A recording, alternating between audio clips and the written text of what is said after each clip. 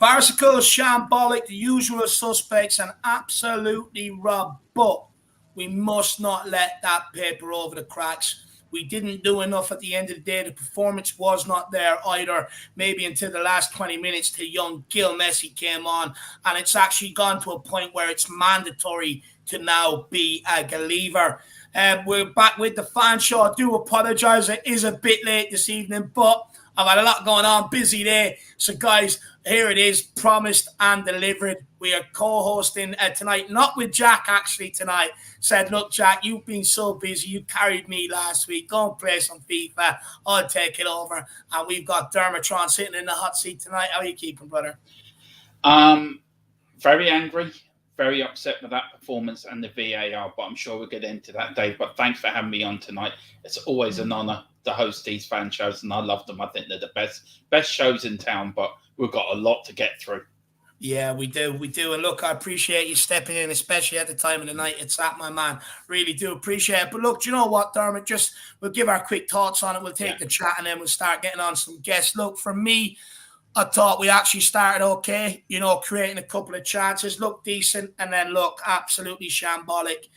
Why am I surprised? It's when it's a free kick, then it's played into the guy that Ben Davies is supposed to be marking. He reacts late. Then it's popped round to the guy Dyer's supposed to be marking. Again, he reacts late. And then Hugo Lloris, again, I thought should have saved it. And for me, it is the same usual suspects. But I'm also going to use that in another case as well. Even in the second half, although we were doing okay. We were getting the ball up to the final third, but not really doing anything with it. That only really changed when we took off again some of the other usual suspects, when we took off Matt Doherty, when we took off Ben Davies, when we could get Gil Messi on in there, get Langley in there, and actually get ballers on the pitch who can execute the basics. We actually started creating stuff down the right-hand side as well, which meant we ramped up the attacking intensity when Gil came on. We could put balls into the box from both sides, because as much as people give out about Perisic, he was delivering crosses in all day long. Now, some of them weren't the best, but some of them, no one went to attack them either. So it's a bit 50-50, but it was absolutely zero coming down the right-hand side. And when Gil came on, he ramped it up, and that's what ultimately got us back into the game. I thought Bentancur had a superb game today, by the way. I thought worked extremely hard all game, even when things weren't going well, and got rewarded with his goal, which wasn't a free out away. But at the end of the day, we've now left it to chance against Marseille. We know our away form is abysmal in England and also in Europe the last few years. We have away defeats to Patros de Ferreira, Vitesse, Zagreb. I believe we lost or drew to Antwerp as well, which we should be beating. Who else? There's been Sporting. We've drew with Frankfurt away in this group. NS Mora, Vitesse. We nearly ended up losing to Rennes. I think we only salvaged a draw. So we have not. I don't think we picked up a win on the way away in Europe in, I'd say, about, 2 years now at this stage, if not a bit longer. So we are leaving it to chance going away to Marseille. Now, look, we only do need a draw. But what I will say to people is when we make excuses about against Vitesse or NS Mora, the pitch, the atmosphere, what's unfair that the squad is being put into A and B squad, and with the pressure and the mistakes that have been shown under pressure, do we trust some of these players to head out there and stand up to what's required of them? I don't. I'm nervous going into it, if I'm being brutally honest. Even if we sit back for 90 minutes and it's level, you can guarantee one of them is going to shit their pants and absolutely gift them a goal. And look, just not good enough tonight. I do think we deserved it. Now, I'm going to talk about VAR as well. I think that decision at the end of the game was absolutely shocking. Look, regardless of what the actual rule is or what they're going to dig out of some rule book that has been formed since fucking 1800s, they're going to dig something out from somewhere to justify it. It does not matter at the end of the day, because the fact that people have been asked about it since, the likes of Matt Doherty, Conte, etc. No one actually knows what the rule is. Even when the players went up to the referee at the end of the game, like, how'd you come to that decision? He couldn't tell them. He stood there with a stupid Korean smirk on his face. He could not answer them. And the fact that referee doesn't know, the players don't know, the managers don't know, it shows how much of a mess we've actually got in with all these interpretations and everything of all these rules. There's absolutely nothing clear there. So I think that's something that needs to be highlighted. I think across football in general, look, let's start simplifying some of these rules so some of them are a bit black and white. But look, Dermot, but I do, like I said, I stress it is important not to let being robbed by VAR at the end of the game really paper over the cracks of how shit and how diabolical again we were today. But Dermot, what's your thoughts, man? Look. We could look at the VAR and forget about the shit performance for the first 50 minutes we had to watch. It took Gil Messi to come on and actually spark us into life. Dyer, Davis, Doherty, the same suspects again, throwing Conte under the bus. They did the same with Poch. They did the same with Mourinho. They did the same with Nuno. Now they're doing the same again. It was absolutely embarrassing. Look, for me, I'm worried about going away to Marseille next week. We haven't won in Europe since the 5th of the 11th, 2020. We beat a Bulgarian side 3-1 away. We've had three draws and 5 defeats on our away travels in Europe. Look, I'm really not looking forward to that game, and it's going to be hostile as well. David had it last season. Davis, I don't like playing in hostile environments. Dyer as well. Oh, look, Zagreb. Oh, look, it was the pitch. It was this. These players need to fucking grow up and grow a pair of balls. That for the first 50 minutes, Dave, that was dreadful. And that's for Hugo. That man, I think he should be dropped for Saturday. Because Dermo, just quickly, Killian Goobens is on his break from work and he's tuning in. He hasn't been able to watch the game, but he says, how did Doherty play? And look, everyone knows my opinion on it, so maybe they take my what people would say bias because I've already formed my opinion on the guy. What would you say to Killian? How do you think he performed today? Shite. As he always plays, no good at all. He didn't attack. He just kept passing back sideways. He just wasn't good at all. He really was bad, Killian. And I'm sorry to say that. I really am. He was useless tonight. And he was a part of a bad bunch that played absolutely terribly. And I fear for them players going over to Marseille next week. They are not going to cope with that atmosphere because they're not as in Marseille. They really are. The French fans are completely nuts over there. So, look, as for the VAR, Dave, it needs an overhaul. I don't agree with VAR. I think it always should be left with the referee and the linesman. I think it's another way for UEFA or FIFA to corrupt games or to manipulate how they want games to end. And I just think it needs to be looked at somewhere along the line. And I don't know. I don't know what's going to be done, but the club have to appeal that tonight. The club, Conte said in his press conference, the club have to be strong. Doesn't matter. It does not matter if we appeal that, Dermot. At the end of the day, it's always close ranks. A referee gets something wrong, they close ranks. VAR, they'll close ranks. Government officials, they'll close ranks. At the end of the day, it really doesn't matter what Tottenham do to appeal. They're just going to close ranks. We tried to appeal the decision to let us play the Rennes game or the Rennes game last season. And, between the Premier League and Europe, they wouldn't let us do it. But all of a sudden, they allow it for Arsenal this season, and this is what I'm getting at. We're constantly robbed by the powers in charge, and it does not matter. They will close ranks to back up the decision. Like I said, they'll pull out a long-lost rule from some loft that, they've never been in, and they'll say, no one knows about this one, but this is the rule. It does not matter. They'll close ranks on it, Darren. We can protest and apply and everything all we want. But the fact of the matter is we should have got the job done today regardless of relying on VAR at the end. Yeah, it shouldn't paper up the craps how bad we were, but how long it took them to make that decision as well, Dave, was a disgrace as well. Even that in the Premier League, that decision wouldn't have been made in about 30 seconds, not even just under a minute. It was very obvious that they were looking somehow, whatever way, shape and form, that for the TV comment or whatever, to make this group go to the last game of the season. And it's the same official tonight on the VAR who was the assistant VAR for the handball we got against Suzuka in the 2019 Champions League final. And that just sums it up. Yeah. That just says it all. It's a joke. And the performance, the first 50 minutes as well, Dave, was a joke as well. I think they need to hang their heads in shame. It was embarrassing. No, look, 100%, 100%. And this is the thing with VR. Someone made a great comment as well earlier on in the watch along that, it's supposed to be a clear and obvious error. That's where they'll get involved. And that's the way it was put to the people. Now, they give you names who's sitting in these boxes and everything else, but does anyone actually see them? No. And at the end of the day, we were told it would eliminate human error. But yeah, it's still a human that has the final decision on it. So how does that eliminate human error? It's the exact same as having the referee on the pitch. All it is a double buffer. You know what I mean? Yeah. That's all it really is. And it's an absolute piss take. But I'm not surprised either. Like I said, I think it's corrupt. I'll be honest. I think they've done it because it makes sense for them to have a one group next week where everyone still has a chance of qualifying, because most of the other groups are already decided, but this group, and they need people to tune in next week. They need people for something to tune into. You know, and it's the same with the Premier League with Liverpool when they got all the VAR decisions to help them chase City because they're the only team capable of it.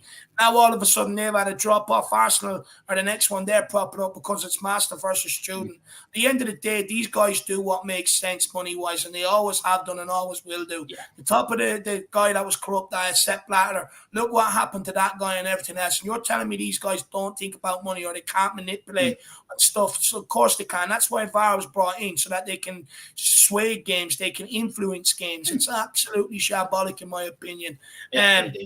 Look, anyway, that's just my opinion on it. I know a lot of people are going to say it's a conspiracy or whatever, but when you look at the corruption that half the officials were in at the top, and the World Cup in Qatar, which is still going ahead, you're telling me that they definitely don't have a handle on what they want for the European game and stuff like that. You have to remember, these are the guys that also tried to bring about the Super League. So for me, you can look, people could sit here and say, maybe it is a conspiracy. Maybe I'm being a bit conspiratorial, but at the end of the day, you know, they left themselves for that open for that interpretation when half of them at the top at the time ended up getting done for all the money and everything else. But look, we'll keep going. We'll take some comments and then we'll crack on. Aaron Dove, look, Leinster, big up, my man, big up. We've got Wisdom Wolf says the VAR is a disgrace. Claude Murphy says VAR took 5 minutes on an offside. Absolute joke. King Huddle says you forgot the cricket.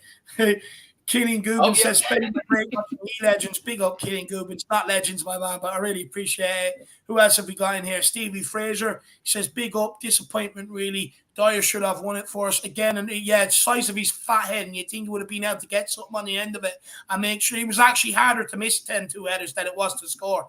I mean, it's just unbelievable. It really is. You couldn't write it. King Huddle says, Forrester is no better with his feet than Hugo. That's the problem. Fair enough.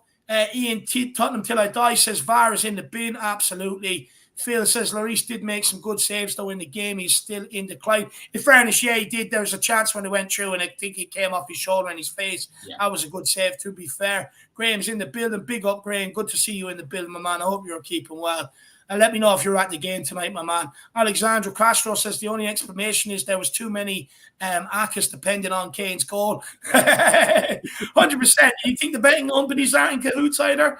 Cuba99 says, I've totally pissed. I'm totally pissed. I thought you said you pissed me off. I was like, how? He says, I'm totally pissed off, David. Something happened tonight that wasn't Levy's fault. Now what am I supposed to do? I'm sure Kuva will come up with something. I'm sure Kuva, you'll find something, believe me. Big up, Kuva. And I think we're all a night tonight. Bill says it took 94 minutes for the manager to show any emotion tonight. I mean, look, he's just resigned to the same fate us fans are. You know, at the end of the day, he looks out at some of them guys and he's like, my job depends on these. Fuck me. You know what? The missus, forget about moving to England. Stay in Italy for a little while. You know? But Bill, look, and that's another thing that's going to hamper us, by the way, going away from home, not having Conte on the sideline, which I presume will happen. I mean, but you know what? What I will say, we're not having Conte on the sideline. There's absolutely nowhere for them to hide next week. That's the plus of it. That's what I will say. Be interesting to see what happens there. 24Z says, Dave, the manager came out and said, like VAR because it's fair. What a prick. Oh, I like fair. Oh, their manager. Yeah, look, you're always going to say that when you get the benefit of the decision, but we've got our own sporting fan, and even he said we were robbed. He says, unfortunately, it's our fault as fans for VAR. Before VAR was introduced, we as fans would lose our minds when an error. Yeah, look, that's fair enough as well. Absolutely fair enough comment. Ken 11 says, I feel so deflated, man. How do I sleep tonight? I mean, that's why me and Dermotron are here right now.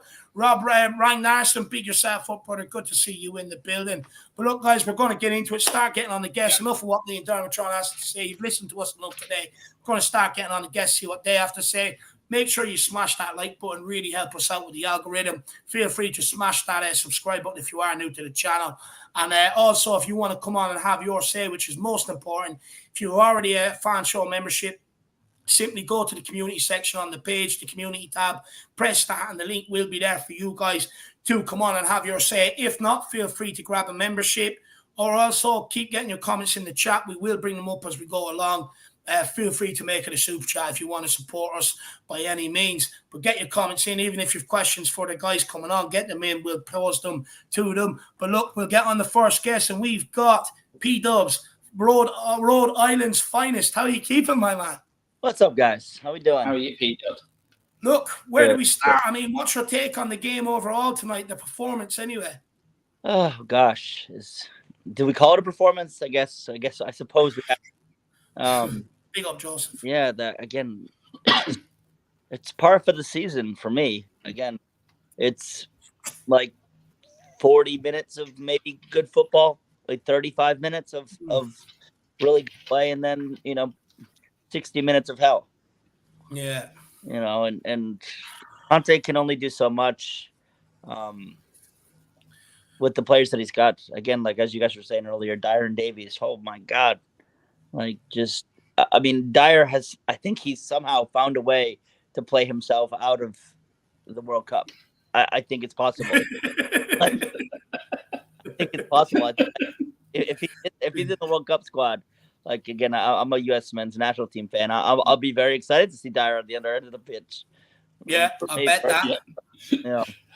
I bet you. Peter, look, we can talk about Dyer and Davis and how shambolic they were. What was your thoughts on Hugo tonight? He was at fault for the first goal. Somebody said he made a few good saves, but are we watching the decline of Hugo Lloris? It's a tough one. Again, I love Hugo. This weekend to the game. Again, I would like to come in on Monday, but I had no voice. But I wanted to come on today.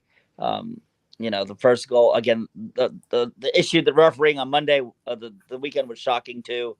Like, that's a foul. Like, again, Hugo, still almost lost his head again tonight earlier too.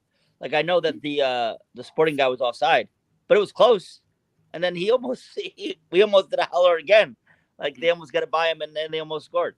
But boy, again, like, the bozo gene is really coming out with him right now.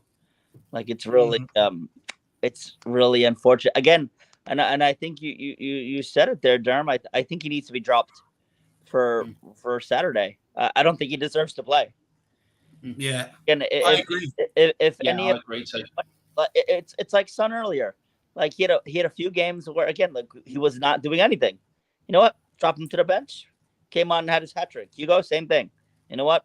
We're gonna let Forrester take a game here. I agree. I think there's no point to keep putting someone out in the fire line if they're clearly, not mentally up to it. I listen to it. Look, I'm a loser. In my spare times, I listen to a lot of ex-players and managers speak and do interviews and podcasts and all that sort of stuff. And I've heard it so many times that there's only so long you can keep a player in for who's short on confidence before you absolutely, completely ruin him. And for me, I do think it's time that you've got to maybe look at bringing in Fraser Forster, and it's Bournemouth. It's a game you could probably get away with doing it in my opinion. But look, I mean, P-Dubs, why do we have to keep waiting till halftime for this team to come out and show any sort of emotion, any sort of reaction? I mean, why are we only seeing... Look, I'm being nice calling that 45 minutes performance. I would really say it only really started being a performance when Gil came onto the pitch. But why are we seeing such manner of performances we're seeing, P-Dubs? Because it's actually getting concerning now, because the way it looked at halftime, they were ready to throw Conte under the bus. Yeah, I mean, I think we can only assume, because it's happened almost every single game, that it's just an instruction by Conte, because he knows how shit these guys are. and people say it's to do with fitness, but yeah, we've seen the fitness regime they go through. It can't be to do with fitness. I don't think so. I just think he doesn't have a lot of faith in those defenders. Again, we have no attacking output on the right side, 0. And our center backs, again, apart from Romero, are just, they're lower league defenders. So I mean, what can he do other than just like, guys, just try to play with the ball, try to keep the ball a little bit, and again, they can't even do that. So it's really tough. And I just have to assume that it's from the manager. We just have to try to stay compact, try just to be very careful, and if we have an opportunity to turn them over, obviously in the front, we'll try to do it. But again, it hasn't happened a lot. And again, I think in the first half of the game, I think that they did a good job on Kane. They didn't really let him do anything. And Son too. Like Son, I don't know where Sonny was in the first. What do you make of Kane and Son's performance today? I actually thought they were pretty non-existent, if I'm being honest. Yeah. I mean, again, like I think the first. I think David. I think you might have it on there again. Like what did Hill come on? Like the 70 minutes, 73. Yeah, I mean, like there was no space. They didn't do anything until Hill started to expose the back line on the right side. So for me, I mean, yeah, they weren't great. They weren't great. Again, Bentaker was he did a job tonight for sure. And Højbjerg, I don't know, was Højbjerg hurt on the weekend? I wasn't sure, or is he just dropped just for rest? No, he had a knock. He had a bit of an injury, and it looked like he was carrying that a bit today. To be honest, he wasn't at the levels. I'm not going to put a lot of blame on him tonight. He was a little bit off it too, but it's tough again when your front two players, when your best two players again are not quite on it, as they haven't been all year. Kane's still scoring, but again, he's not affecting the game the way he was at the end of last year. But it's definitely disappointing. But again, what I can't stand, David, is the Conte out people. Like, I mean, I know that's not really your audience. I know it's not your audience, but like, well, look, my audience have all different opinions. They're all entitled to take what they want. It's part of David. It's part of the reason why I'm here. It's part of the reason why I'm here, because I can't stand it. Like, I just can't. I'm just like, guys, what are we gonna get? We're gonna get Big Sam in, and the next manager. God, he's the best guy by miles that we've ever had. And we have to give him time. He said it like 10 times already. It's like we need a few windows. Just chill. Like, just chill. Like, he doesn't want to say, my players suck. Like they suck. He can't say it, but like we can say it for him. Like the players can't. 100%. Do you know where I'm at with it, my man? Is like next summer, if we don't have a good window, and I mean where we start really sprinkling the team with some sort of talent, and we address the real issues. I think after next summer, everyone is well in their rights to go absolutely ballistic if they feel free. And the reason why I say that, and this is only my opinion, and the reason why I say that is because somewhere along the line, we have to draw a line in the sand and just say, look, Steve Eachin got it absolutely, completely wrong. The dressing room was in such a bad place. You were having cliques, you were having Welsh Mafia, French Mafia, players walking around, not training, walking off, doing what they wanted to do, bad attitudes, treating the staff around like shite, you know what I mean, and all that sort of stuff. So what we had to do was try and get rid of all of that first, which was a large proportion of the dressing room, by the way, and start bringing in some players that are just solid pros and like you do the right things every single day. And then we built a bit of a foundation towards that this summer. Hopefully sprinkle it with another one or two in January. But next summer then is the one where I say I literally demand some top quality players coming in here. Would you say that's fair, P-Dubs? Or would you say, look, we should be going mad long before this? No, absolutely. I mean, like for me, again, like we need a center back in January. I don't give a crap. Like again, like obviously, like we have nothing on the right. Again, Spence. Hopefully, if Spence gets a game. Hopefully, Spence gets a game. But like, we need a center back. We need one. Yeah. So I mean, if Bastoni has not signed his agreement, you need to go to Inter. Like, I don't know what they're waiting for. Like, I know Inter just is going through in the Champions League, so that might be very difficult. But they need a center back. Yeah, they need. I mean, what do you do for the weekend? I mean, would you make changes for the weekend? Would you say, right, I'm going to bring in Spence, we're going to start Spence, we're going to start Hill? Does Conte have to send a message? I mean, it was said earlier in Dave stream earlier that the Paratici signings are the ones that are performing. The Steve Hitchen ones are not performing. Some of them are even before Steve Hitchen. Some of them, the likes of Dyer and all, I believe, are before Hitchen. Yeah. So does Conte have to now say, right, guys, whatever formation I play, whatever I tell you, you don't do. What does he have to do between now and Saturday to get it into their heads? Or does he just have to drop them? Yeah, I mean, you can't drop them. I would love Derm. I would love them to drop them, but I just I don't know. Again, like Emerson showed a little bit something, I guess, when he came on. But again, as I said earlier, the one pass that he had that he just missed Gil by 10 miles on the side, I just couldn't believe it, because it's like Gil was going through everybody, and I thought he had definitely a good chance to definitely a bright spark today, right? Huh? Yeah. Definitely a bright spark today. Yeah, I mean, but like I would love, again, I want to see Spence play. Like I think I've said it at least 15 times already this season. I don't see how he could be worse.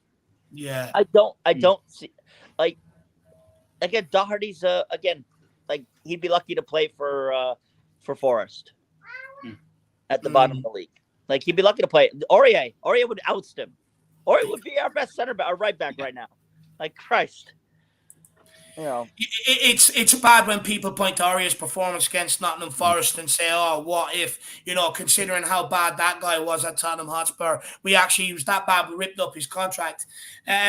But look, I actually think Gil was a bright spark, even though not everything he done was fantastic. It's just the energy and the enthusiasm and the willingness to actually move off the ball into spaces to be able to receive it. Just making sure his first touch is spot on rather than Lucas hitting it 40 yards ahead of him, trying to put balls in the box. Even when we don't have the ball, he's running around like a fucking blue-ass fly to try and win it back. And it just kind of, if he's doing that, what's the excuses for some of them other players out there that are not doing it? It's just, it winds me up. But I think he's definitely a bright spark. But look, man, there's been rumors about this guy. Apparently he's going to be loaned out in January. I disagree. I want to keep him. Where are you at, Mr. P-Dubs? He's starting on Saturday for me. He's got to. He's got to start. And as far as him going out on loan, I just need to see Richarlison and Kulu back. Yeah. Back. If they're back before the cup, they're back before the cup, I think I'm okay to let, again, I want Hill to play games. Yeah. Like, again, even if, like, he'd still be behind those two guys. Like, I want him to play games, but again, if it's a choice between, you know, like, again, just more, again, I'll say he's a thank you for Ajax. Like, thank you for Ajax. Yeah. Bro, like, the exit's over there, the door's over there, please. I agree. I mean, you can go to Brazil, you can go to Belgium to play, just not here. It's over now. It just he's washed, unfortunately. And again, we have a long habit of just keeping these players way too long. But here's the problem, though. These guys have been here way too long. happy to be back up because they know they're not going to get that money Yep. elsewhere because their football abilities will be exposed. And it shows, unfortunately, when they come into the starting lineup, which some of them have, or when they come off the bench and stuff like that. And it shows, it replicates on the football pitch. You see it in their appearances. And we just need to get to the point where it's like, look, you're either here to take things seriously, eat, breathe, and sleep like a fucking winner, or you can fuck off, because it's getting to the point where it's actually just affecting us. And it's actually just embarrassing the club. Like some of the European exits we've suffered over the last few years, some of the manners we've lost games in, it's just bringing embarrassment on fans. It's bringing embarrassment on the club. And it's just kind of like, look, you've had your time.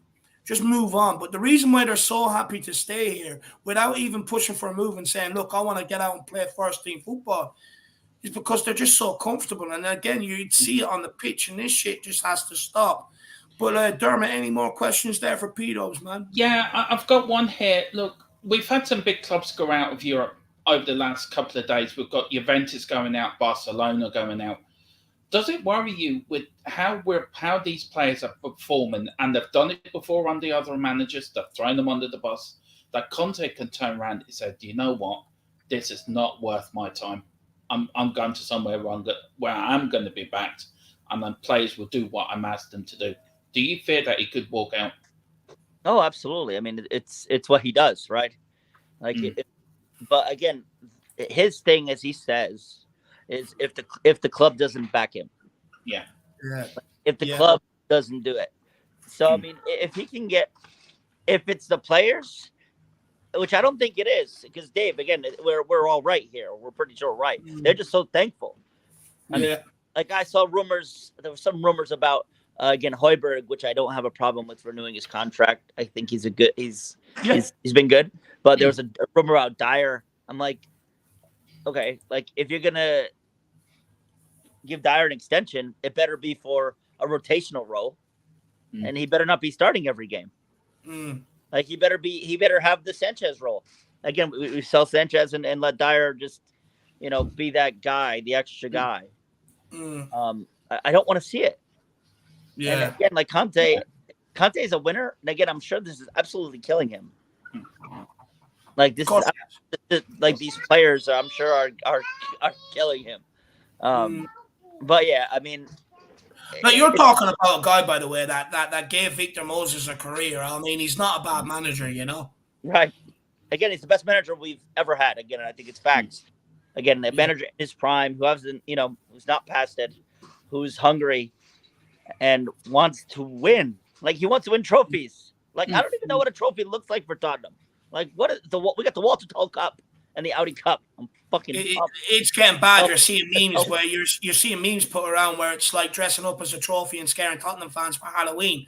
I mean that's how bad it's getting. But Stevie Fraser, he's not happy with us. He says Lucas has only played 48 minutes this season. Give him a break. Yeah? He was 14 assists and goals for us last season and 6th in the league for big chances created. Stevie, can I take this one, Dave?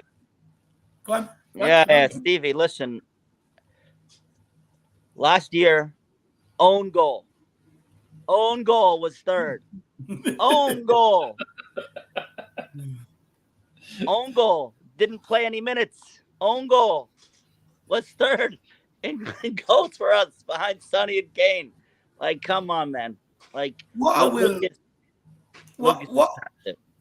will say is, look, I get some people like them and for some of the stuff some of these guys has done, but we've also got to be brutally honest sometimes. And look, I know the argument is going to be he's a squad player, this, that, or the other, but you got to question the quality, right? Kulu walked in here in January last season, and slotted in like an absolute glove beside Kane and Son. Looked like he's been there for an eternity. We had Bergwijn who tried and failed. Lucas Moura, who's been here for a lot longer than Kulu. How come he hasn't nailed down that position? And he's had a lot of time to be able to do it. And we can say about squad players, but this is the problem. When you're happy to be a squad player is the problem. It's all right being a squad player who's chomping at the bit for first 10 minutes, and when you get them, you take them.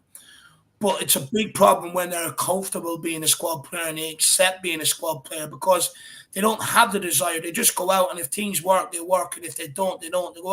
Don't go out there with the desire to make them work, to impact the game and stuff like that. And sometimes it doesn't matter whether you're coming back off a long-term injury or not. 45 minutes is sometimes all you get. If you're a young lad coming through, sometimes all you get is 5 minutes off the pitch. But in order to make it and in order to grab them minutes in what's supposed to be a rootless business, which football is, bar at Tottenham Hotspur, your career, you might not even have a career. So the point is, we've got to get used to this at Tottenham. Any minutes anyone gets wearing our sacred jersey should be coming in, chomping at the bit and looking to take them. Now, I can accept performances here and there. It's natural. But what I can't accept is long-term mediocrity. That's taking the piss out of our sacred club and our sacred jersey, in my opinion. Yep, totally agree. And sorry. No. I was gonna give you my score for this weekend. Again, we're gonna go 3-1. I'm probably not gonna be on Friday, but guys, I gotta get out of here. I gotta get my kids to bed. No worries. Dave, thanks. Derm, thanks. Big up. Come on, you Spurs. Look, P-Dubs, we roll again for the weekend, my man. Fan show Friday. If you're about, pop on. We'll have a chat with the game ahead of the weekend, my man. All right, cheers, David. Thanks. See you, brother. That is Rhode Island's finest, everybody. Mr. P-Dubs, what an absolute legend. Stevie Fraser, my man. Look, you've got that member. Feel free to come on. Get on here, Stevie. Have a conversation. Can I say something about Lucas very quickly? Look, No, I agree with Steve. I agree with Stevie. He has been out injured, right? Yeah. But look, it's a fair point. It's a fair observation. It is a fair It does point. get overlooked. Yeah, it is a fair point. But does Steve agree that Lucas has been playing off that night in Ajax? That when he scored that goal, put us in the Champions League final. You know, I just don't. I feel some of these players now have been there a long time. I think they have to be moved on, or they have to be moved on. And you're Hill tonight. Hill for the minutes he was on was outstanding, and I'll praise that. But that was a great point by Steve Fraser, though. Good point, Stevie. Really good point. Stevie Fraser, no, here's where he's at. He says there's no doubt Necky's his levels above, but Harris don't see anything good he's done, just the way it is. No, look, I don't think anyone hates Lucas Moura. I think, look, the heroics he performed in Ajax, to get us to a Champions League final, I think it's pretty harsh to hate him. Yeah. But just because he done them heroics, it doesn't mean people can't question his ability to be able to do things on a consistent basis, which I think people are rightly so should do. Look, unfortunately, we're just at a time where we've got a world-class manager in here. Everyone is so frustrated with the lack of trophies, and it's getting to the point where the mediocrity is just not acceptable anymore. And in order to move on as a football club and stop being the nearly man and actually be the ones up there lifting the trophies, you've just got to move on from mediocrity and get better players in here, unfortunately, Stevie. And it's just the way the times move quickly. Football moves quickly, and we've got to move with it, my man. Big yourself up. Coach TPM says, all right, lads, I was there tonight. Clearing, obviously, it bounced off the Lisbon player intentionally. Man, honestly, don't get me going again on VAR. It's absolutely shocking. Like, as soon as it comes off the Lisbon player, it's a new phase of play, complete new phase of play. It's absolutely shambolic, my man. Let me know what the reaction was inside the ground. I'll put it in there. Norman Randall says, I agree with everything Dave said. Bring in ballers, then start to bring in quality. Conte is not the manager to rebuild the club in that way. Juventus is waiting. Goodbye. Don't be like that, my man. Do not be like that. We want Conte to stay. We need Conte to stay. I don't think Conte will go, actually. I think he will sign a new contract. He loves it at Tottenham. Look, we all know his family's in Italy, but that's for personal reasons. That's for his daughter being at school. But I think you're right on that, huh? I hope you're right on that, man. Look, if you move anywhere, your children's schooling is important. So if she's in the last year of her exams, you won't want to move them. But Conte is in love with this club. He loves the fans. We love him. And he wants to win something with us. He wants to prove to Chelsea as well, look, you got rid of me. You stabbed me in the back. This is my way of getting back at you. by winning more trophies, then you're going to win. And I think he will do. And Conte will, but it's getting rid of these mediocre players, Dave. You're spot on with that. You put on the sacred jersey, you need to play it with pride, not just put in half a shift and then pick up your money at the end of the month. It's disgusting, and these players need to grow up. 100%. Stevie Fraser says if you watch every goal from last season, Lucas is there having an effect on so many of them. But it depends whether you look for it or not. Not saying keep him forever, but he's not as shit as people say. Look, I disagree to a certain extent because Kulu played nearly every single game from February onwards towards the end of the season. So, and things really only sort of picked up in terms of in the goal department as soon as Kulu came in. And it's just obvious. Go and look at some of the scorelines before that compared to when Kulu came in. We're just a better team with Kulu. And look, the problem is with Lucas is his consistency, Stevie, in my opinion. It's just, yeah, he can have some real good moments, but he has a lot more bad moments than what he does good moments. And that's what's frustrating. You know, how can Gil Messi walk off the bench today after 73 minutes and give us attack and output down the right-hand side and look so much better than what Lucas did for nearly 80 minutes of the game? And this is what I'm saying. You know, the difference between someone coming in with a point to prove and someone who just is happy to be a squad player, because Lucas is waiting to head back to Brazil. He's seen out his contract. He's waiting to head back to Brazil. That's what's going to happen. And it's just kind of like, look, I get what you're saying, my man, but we also have to accept sometimes just the quality on a consistent basis is just not there. And it's just not, my man. Look, he works hard. Don't get me wrong. It's just he's a really frustrating player, just really frustrating. But look, I'll tell you what, I'll go back and I'll reason with you. I'll go and have a look at the goals and stuff like that. And hopefully I see it, my man. Hopefully I see it. But big ups to be fair to Lucas, I think injuries have taken a toll on him as well over the last couple of seasons as well, to be fair. So, but look, we'll always have Ajax with Lucas. So, look, we'll always be grateful for him for that. Look, he's been a great servant to the club as well. And, you know, I think his time's come to an end, sadly. 100%. 100%, my man. I couldn't agree more. And we've got London Trident in says, RIP if Tottenham go into Europa bottle jobs. I mean, I presume this is either a West Ham or an Arsenal fan. Now, correct me, Dermot, where are they? Where do they play? I think they're playing the Thursday night. They should have been watching EastEnders tonight, I think, or Coronation Street. I can't remember. Imagine being bantering someone about Europa League or a lower tier European competition when they're the ones that absolutely folded last season to gift it to us. So thanks for the gift wrap present, you mug. And what I will say is enjoy Thursday nights. I'll actually be down in the bowling alley. Probably, I actually might have better things to be doing. So you enjoy your Thursday nights. You enjoy traveling out to Azerbaijan and the back ass of Europe to Timbuktu. You enjoy it. I'll stick to my Champions League. And by the way, come back to me when we're playing in the competition next February on a Tuesday and a Wednesday night, you absolute mug coming in here bantering us. Just send us a postcode when you're going to back ass end of Europe. Just let us know what's happening in Coronation Street and EastEnders as well, because we haven't been watching it for a while. He is right. He is a mug. He's actually. He says he's a City fan. It doesn't matter. Do you know what, Dermot? No, do you know what it was? He was an Arsenal fan to the end of last season and then realised, I'm going to follow where the success is. I'm now moving over to be a City fan. That's what it is. Again, anyone that supports... How old are you, by the way, LDN Trident? That'd be interesting. Are you a City fan that supported them when they were in Division 1 and the Championship and all that sort of stuff? Or are you one of these guys, as soon as they signed Haaland, you're down in the shop, getting a number 9 Haaland on the back, and all of a sudden you're a City fan? Let me know. Glory hunters. That's what they are. Glory hunters.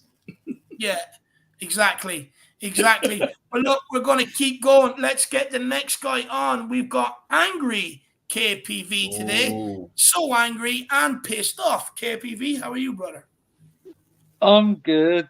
I just like what you said to London Trident. I thought he was an Arsenal fan. Enjoy playing Thursday because You're He ruined fucking it by saying he was a City Yeah. fan. What he really is, he is an Arsenal fan. He just wanted to, because I mugged him off so bad, he changed to be a City fan all of a sudden. like,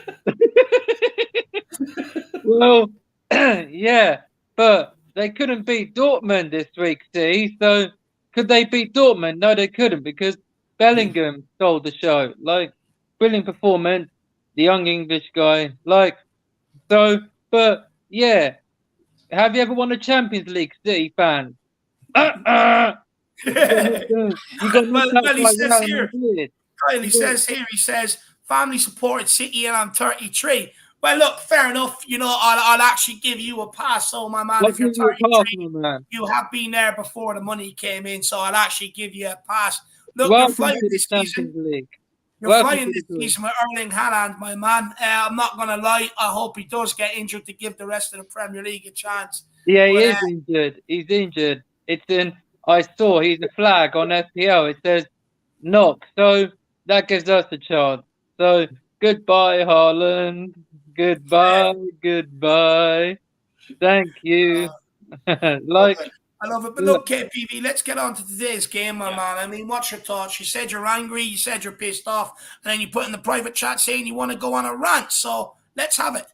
here's You're too another smiley one. for someone that wants to go on a rant, KPV. Here's another one. Like, I'm absolutely fuming. Like, he was not offside. Like, the thing said it took a deflection off the Lisbon player, and the referee was just standing there being quiet. Like, he just wouldn't tell us if he was on or off. But he was clearly onside, Kane, and Emerson passed the ball like to a Lisbon player. It actually hit the Lisbon player's hand. So why weren't we given a penalty? Disgrace, man. I fully agree with you. It's absolutely shambolic, man. Absolutely shambolic. If it was sporting, I guarantee you they wouldn't have looked at it. But Kyle, you're like this. Stevie Fraser says, if he's in here, where are the other 18 City fans? Yeah, where are the other 18 shitty fans as they are? Man City. You still be that little City. Just City. But No, KPV, I know you're fuming about the VAR, but really, is that sort of glossing over how bad the performance was tonight in general? Yeah, I think so. Like Diamond Lloris, just yet another shit performance. Like Lloris, I know had a good performance at Old Trafford, good saves to deny Rashford from scoring. So, but then Sunday he comes out of the goal. Like, even though he was fouled by Wilson, like I did see it, Wilson fouled him, and then the VAR said there was a coming together. Like, whoever's in charge of this crap, stop it, because you're ruining the game. That's the second time Rob Hawthorne's commentated on our game against Newcastle since the pandemic 2 years ago. Like, commentators who commentate on our game are just shit. Jamie Carragher said, no, it's not a foul. Like, fuck off, you ex-Liverpool legend. You supported Everton as a kid. You supported Everton then because you didn't want Liverpool to win the league, but then you go and support Liverpool, who never won the league when you were there. So, glory hunter, mate. Make your mind up. Who do you support, kid? Like, and Glenn Hoddle, I did like him as a player, but saying shit stuff about our club today, like, what is wrong with you? You're a Tottenham man. You support him since you were 8 years of age, and he just talks shit. Like, Pedro Mendes in the studio, like, I still don't understand why he goal against United wasn't given when the goalkeeper was off his line. It was over the line, and the goal wasn't given when he scored years ago. But brilliant punt, great player, but yeah, the players were just not good. But Bentancur was immense. Romero, Gil Messi. What did you like about before we move on to maybe Gil Messi, KPV? Because I know you've been a believer all along, and I love that. But Bentancur, what was it you liked about his performance today? What did he do well in your opinion, bar the goal? Think he done some techers like skills, like going past every Lisbon player. I know they scored the first, and then Marcus Edwards just celebrates. Like, normally you don't celebrate in front of your old team, but he does that. Like, not good. But Bentancur, what I like bar his goal, like, it was immense. Like, passing, brilliant. Like, immense. Do you Every know what I game. like? Do you know what I liked them about him, KPV, was how aggressive he was, how strong he looked. You know, you looked at a lot of our other players; they're being tossed around. They were being ragged around like ragdolls. We lost a lot of physical battles out there in that first half. But what I liked about Bentancur is, but amongst all that, he stayed strong off the ball, on the ball. He was strong, whereas the rest of them were just being flung around like they were fucking paperweight. It's not good enough. But Gil Messi, speak to me about KPV. Speak to me. Another brilliant performance from his girl Messi, the Spanish Messi, that's his name. We've got the Korean one. We had the Spurs Messi in Eric La Messi. Like, yeah, so we got, the Spanish Messi now. There's two. Ronaldo, Somper, and Songham Messi. We got the Spanish Messi. So he, another brilliant performance. Like, I thought he was gonna score, but we were given a corner, and like that, another brilliant performance. But some people actually want him to start Saturday. Bob Spur mentioned that when I was on Real Tottenham TV, and yeah, start him. Like, some people still want Son to be benched. Like, you saw what he did, come off the bench at home against Leicester, score a hat trick. So maybe I'd start Gil Messi ahead of Son, then bring him off the bench and score a hat trick. So, but I'm not the manager. Conte makes those decisions. I don't provide any life insurance. Yeah, 100%. Dermot, you any questions for KVP, you've got the best memory I know in the Spurs community. So I've done a question especially for you because you already have a knowledge that's out there. Right, tonight was Tottenham's 50th game in the Champions League. What's your best Tottenham Champions League game? Apart, of course, getting to the final, but what was your other best one? Well, there's two that actually stand out for me. There's two. That game against Inter Milan when Bale ended Maicon's career. Bale ended Maicon's career. He scored a hat trick at the San Siro, even though we lost 4-3. But then, at least we won at home a few weeks later. But the one, surely has to be that night in Amsterdam. Lucas hat trick. Yeah. We were only 1-0 down from the first leg, even though Son was suspended for that game after that sending off at Bournemouth. We were only 1-0 down. Lucas hat trick in Amsterdam. That has to be my favourite one. But I think it's time Lucas goes because Ajax will always be with him, and we will always have him in our hearts forever. And thank him for that memories. And I think everyone's probably going to say their favourite Lucas moment, that hat trick in Amsterdam. But let's not forget he scored the first hat trick at the new stadium. It was against Huddersfield. So 2 hat tricks. But probably my favourite Spurs memories, probably that night in Amsterdam. But there's more to come, hopefully, once we can win at Marseille and go through to the last 16. I just don't want Bayern Munich because they're I know you wanted them in our group, Dave, but we couldn't. I wanted the easiest group possible. I said that at the time. I want the easiest route out of the group stage. Yeah. KBV. And Saturday I'd make changes. Maybe I'd start Fraser Forster because Bournemouth is a tough place to go, but we've won there many times. Ronaldo, Harry Kane scoring goals there, but we've only lost there once. And that was when we had Son and Foyth sent off. Foyth only just came off the bench, but we have 2 red cards. And that time, that was under Poch. But please, he's been sent off 3 times, Son. Bournemouth, Everton, Chelsea. Seriously, Kane's never been sent off, but Son has. No more red cards, please, on Saturday. Not another one. from the North London derby. I do not want to see that. No more red cards for Son. That'll be 4 times. But Son, be careful what you do. Like, you don't want a 4th red card in your career. Like, no more. We don't want to see that, kid. So just don't do any bad tackles at Bournemouth.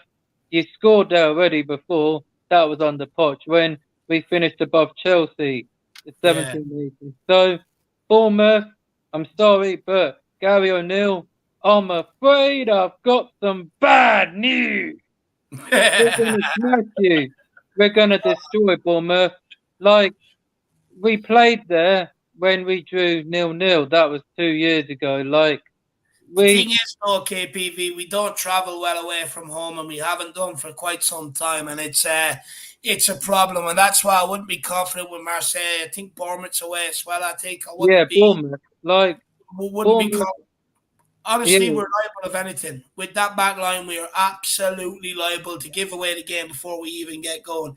But look, KPV, go on. Sorry, go on. Yeah, I know we haven't won an away Premier League game. Like, I believe we won at Nottingham Forest. That was the only away win we had. Like, yeah, Nottingham Forest away, that was the only one. But Bournemouth away is going to be tough.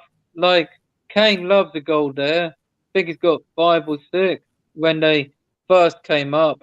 But it is tough, KPV. It shouldn't be tough. Bournemouth away should not be tough whatsoever. That's a big game. Like, but our away record there is good. Like I said, we've only lost 1, and that was when Son got that red card. The season we reached the Champions League final. But no more red cards, please. I just don't want more. Like, Kane's not been sent off, even though people were saying he should have been against Liverpool. But Robertson got sent off when Robertson should have got a yellow card for touching Harry Kane. But that's next Sunday, Liverpool at home, and like, they're not doing good. Even Bob Spur and Barry said. But we got Bournemouth, Marseille, and the Carabao Cup. Then we got Liverpool and Leeds, and then the World Cup begins. So those are the games like we need to win. So Saturday and Tuesday to focus on those 2 first before we play the others. 100%. 100%.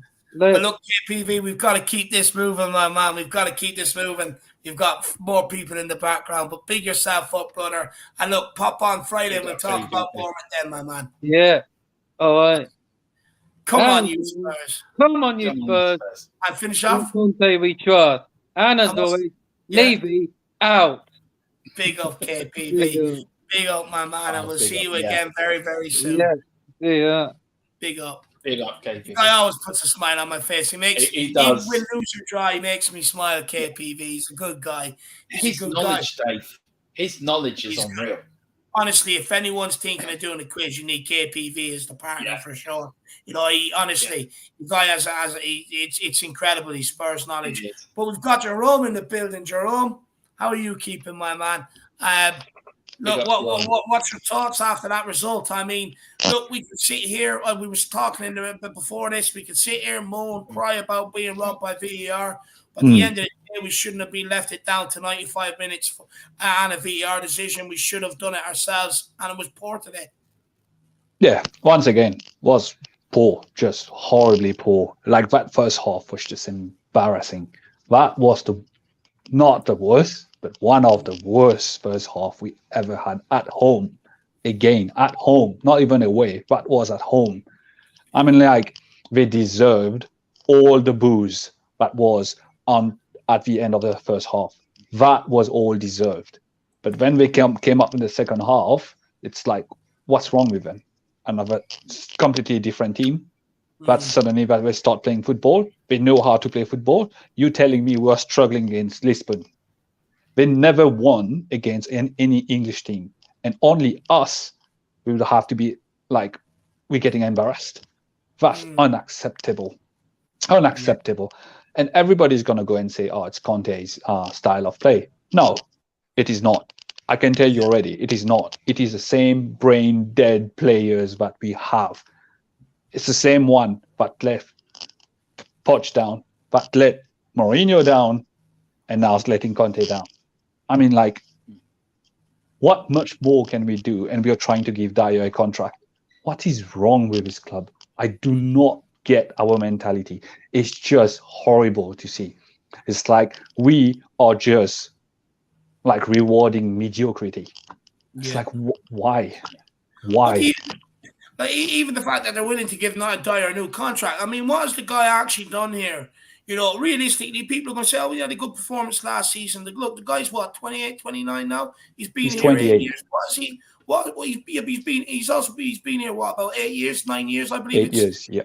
It's nearly bordering on testimonial, 10 years. I mean, what has he done to deserve a new contract? And then tonight, again, part of the problem for the goal, slow, reactionary, all shit we've seen before. Yeah, exactly the same thing. Nothing's changed. He had one good season in 8 years. One under Conte. That was the only time. Like, even under Mourinho, we could say, oh, he's playing all right. But he had like just one good one in 8 years. And we are saying he's a good defender. He's not. He never been. Even as a DM, he always crumbled when the pressure was on. I mean, he never changed. And we are rewarding mediocrity by giving him a new contract. I mean, like, I know we're trying to say we are singling out one player, but the problem is it's not just him as well, but it's a whole back line. It's the same players, the same one that keeps letting us down. And for some reason, we are not willing to change them, or we can't get rid of them. But we need change. We need better centre-back than this. And that kid, Udogie, I mean, like, why don't we try and get him back bring him in January? I mean, like, he's going to be a lot more better than Doherty or even like Emerson. And I mean, like, it's just embarrassing to be like 3 games. 3, not just one. We could say one-off game. It's 3 games in a week. But that's not including the loss to North London Derby either. I mean, it's 4 games in the month of October. You know, 3 losses in this draw tonight. But Jerome, Sammy Spur says, but it's Conte's formation, because it is Conte's fault because it's his formation and he's picking the god awful players that clearly don't get it. But who else does he have to pick on? It's whether Romero, which is the only one that's good. It's whether you get Dyer, Sanchez,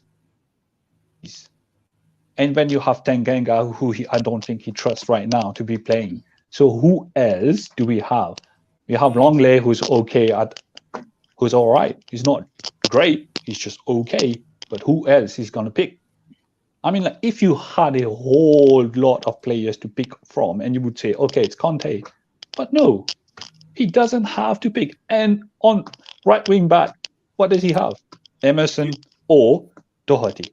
And you would say it's Jed Spence, but he's still young. Okay, I understand. He's still young, but he needs to give him like a chance at least to play. But he doesn't have much choices. What does he have? Like, we have not backed him enough. He doesn't have players he trusts enough for us to be going more forward. It's like, yes, he's telling everybody we need patience. But we need to be like saying, put like a stamp in January, get players, get a creative midfielder, get another centre back, bring them through, show them that it is going to be different with him. Like, we need those kind of players that can show us we can move forward. Right now, as much as we want to say, as much as we want to moan and say, like, I can't see us getting not even one trophy with those same brain dead players we've got. I mean, like, how on earth are we supposed to say we're going to move forward when we have for 8 years the same players playing at the back, making the same goddamn mistake every time? It's just horrible. It's just horrible to see. And then every time we get bantered by rivals because we are being a joke at home, you're telling me you're playing like this at home. Yeah. Like, how embarrassing can that be against Lisbon, but never won on an English ground? Yeah. And we are struggling to beat them. It's like, no matter how much the VAR decision was bad, it's paper over the crack because we were poor. That's nothing to hide it. Yeah. Yeah. I mean, Jermaine, why does it? I mean, tonight it took us 50 minutes to get going, to get Messi came on. That sparked some life into this team. But it's been the same players, as you say, for 8 years under different managers. Yeah. Why do the players never learn? Can they not? I mean, Conte's changed formation, so many formations this season. Yeah. Why can't they not cop on? What do you think the problem is? Like, to be honest, I have no idea what could be their problem. They complain, like going to the media saying the training is the same every time. Yeah. But you being serious? Training is supposed to be repetitive. This is called a drill. You learn it until you puke it, until you cannot, until it's ingrained in you. That's how you learn it. And you telling me like it's the same? What are you? Like what kind of players can come and say this and say the training is the same? It's like this is the same players that think that they can't play on grounds that's not on their level. They think they are those superstars, but they are not. They are bang average players. That's what they are. They think they are bigger than what they are. Like Dyer and all think they are those great players, but they are not. They are bang average. That's what they are. They should know what they are. Know your level instead of coming and complaining.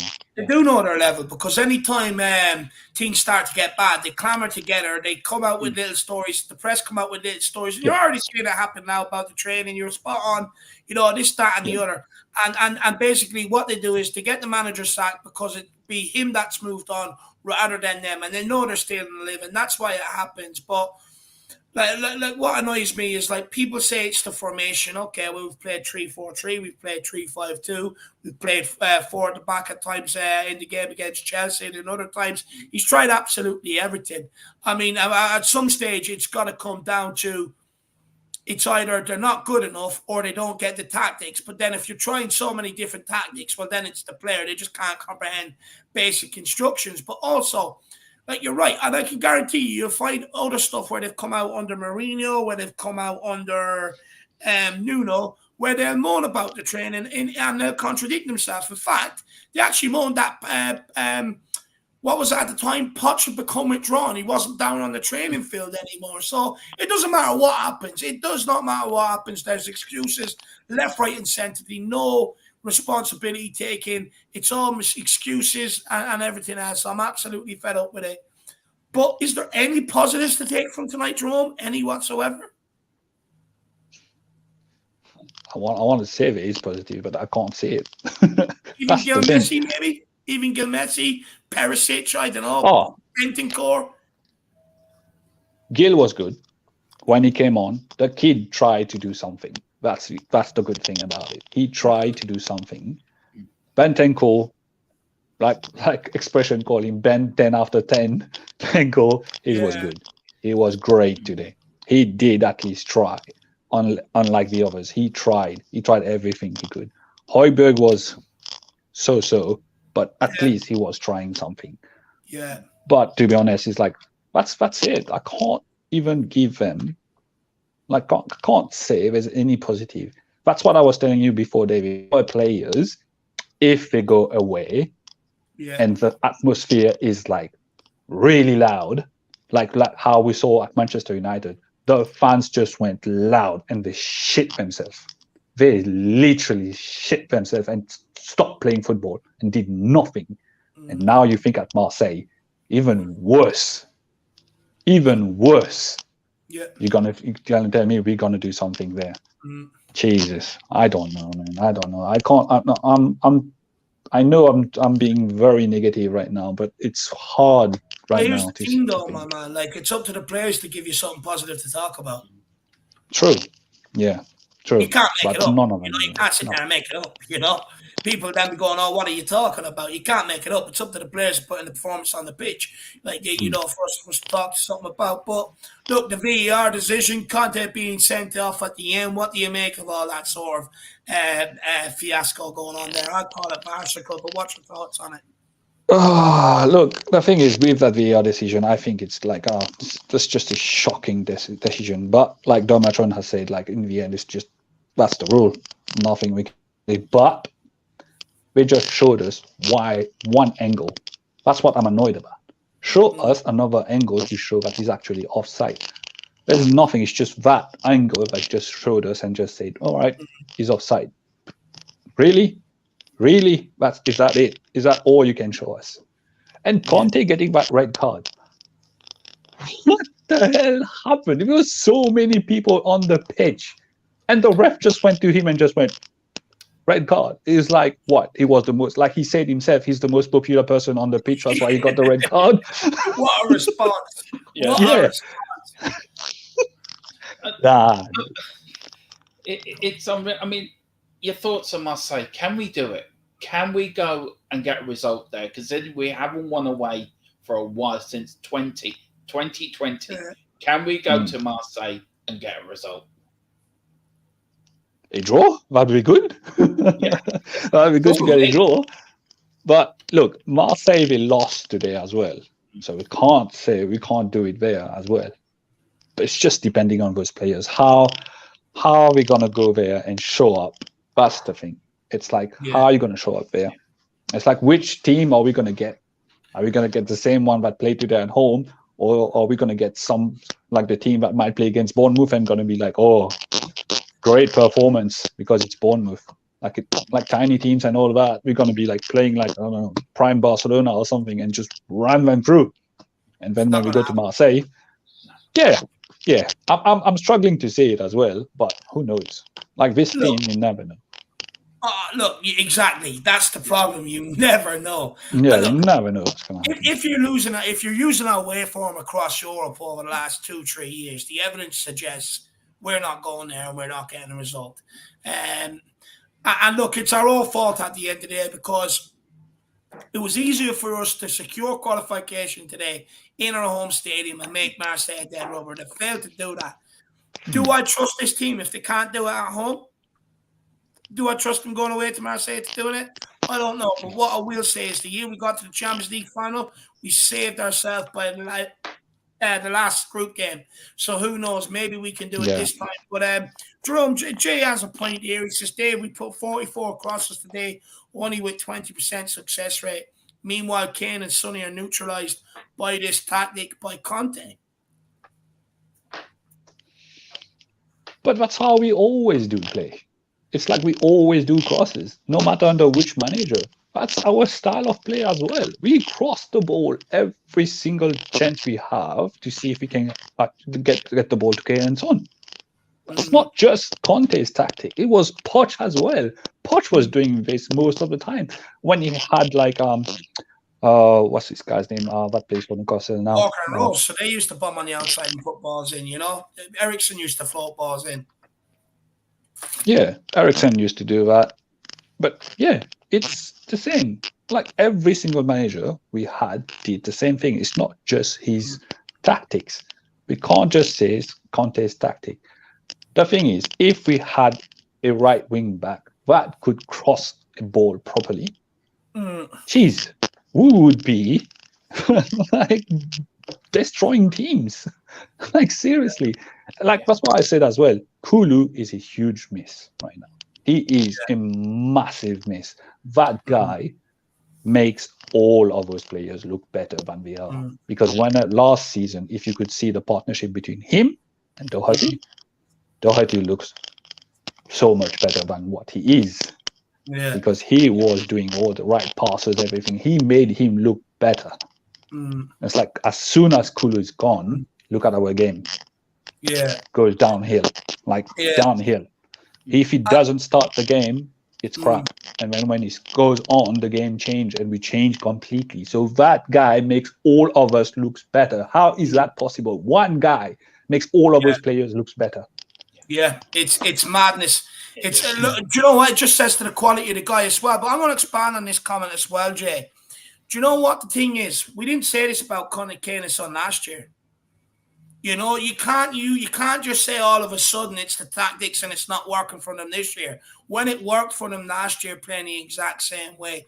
Now, the difference with today is the reason why it went into a crossing game and we were getting so much more joy out wide is because we gave them the ascendancy, and all they were coming here to do was to try and snatch a win. So once we give them the goal, automatically they set 11 men behind the ball and they camp across the box. Now, the only way of actually beating that down is by getting the ball in and around the area and crossing it from all different angles. It's the only option you've got. You can't go and run through them. Kane, Son, Lucas all tried tonight.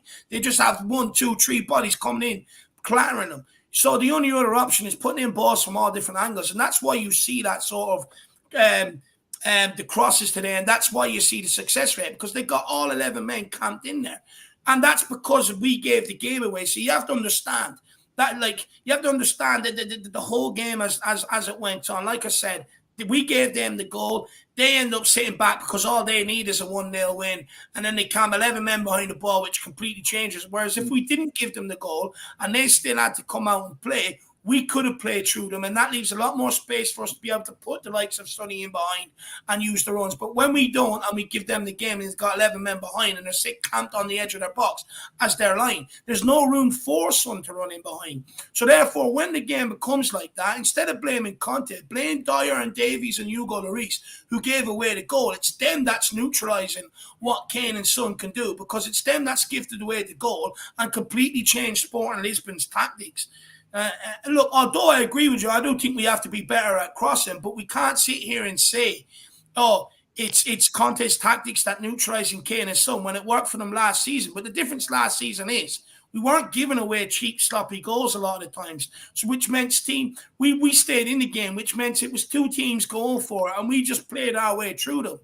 But when we're giving away goals the way we are, we completely just completely change the tactics of the opposition. And that's why you're seeing Kane and Son struggling at times, because they're up there against teams that are not coming out. They're trying to work a way around 3, 4 players, get it out wide, try and get on the end of crosses, which is not their game. But instead of blaming Conte, blame the real culprits who actually changed the opposition's tactics. That's true, Dave. I mean, I agree with you 100%. You can't keep blaming Kane and Son all the time. There is other players that have to take responsibility to create chances for Kane and Son. Once Kulu's in there, them 3 fit like a glove. But you just cannot keep blaming Kane and Son all the time, because it's not their fault. They can do so much, but it's down to the other players as well to make chances for them to put the ball in the net. And we weren't giving away cheap goals last season. You're spot on with that. Yeah. I just want to ask Joanne just a quick question on Hugo. Do you change Hugo at the end of the season, or what do you do? You know what? With Hugo, it's a hard thing to see. It's like he's getting old as well. It's like definitely probably give him up until the end of the season, but then we need to find a new goalkeeper. The problem is what we have is he can have great games, but we thought, okay, that's the Hugo Lloris what we have. The World Cup winning captain that we wanted.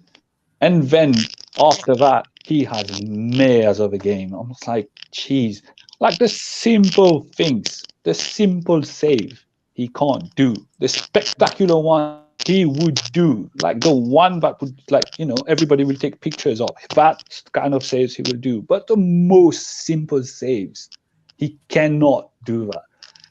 And I'm like, he's not even that good on his feet. I'm like, during that game when he went out just to get that ball, I'm like, what are you thinking? What are you doing? It's like lucky he was I just shit myself when I saw him going out of that. Yeah. And I thought, like, what are you doing? And he's slide tagging the guy, he's missing him. I was like, oh, jeez.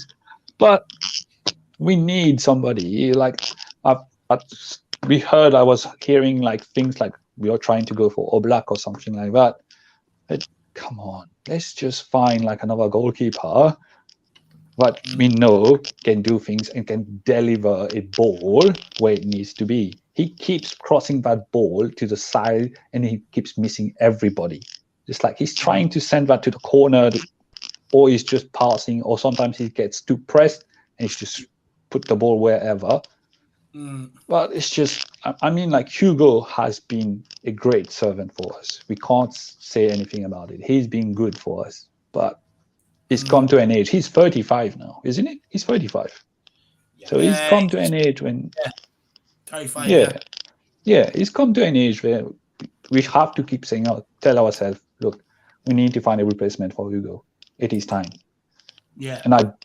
And all we went for was Fraser Forster, who's just happy to be sitting on the bench right now. Or before we had this guy, what's his name now? The Italian guy, I can't even remember his name. That goalkeeper we had, Golini, who was even more rubbish, like a worse goalkeeper we had. I mean, like, it's sad. It's like really sad to see him. But you know what? It's like with those kind of players, it is time for us to stop the being sentimental. Sorry, it's just like we need to move on from him. The Dyer, the Davies, the Hugos, and Sanchez, and all those. Let's move on away from them. Like they can have 1 or 2 good games.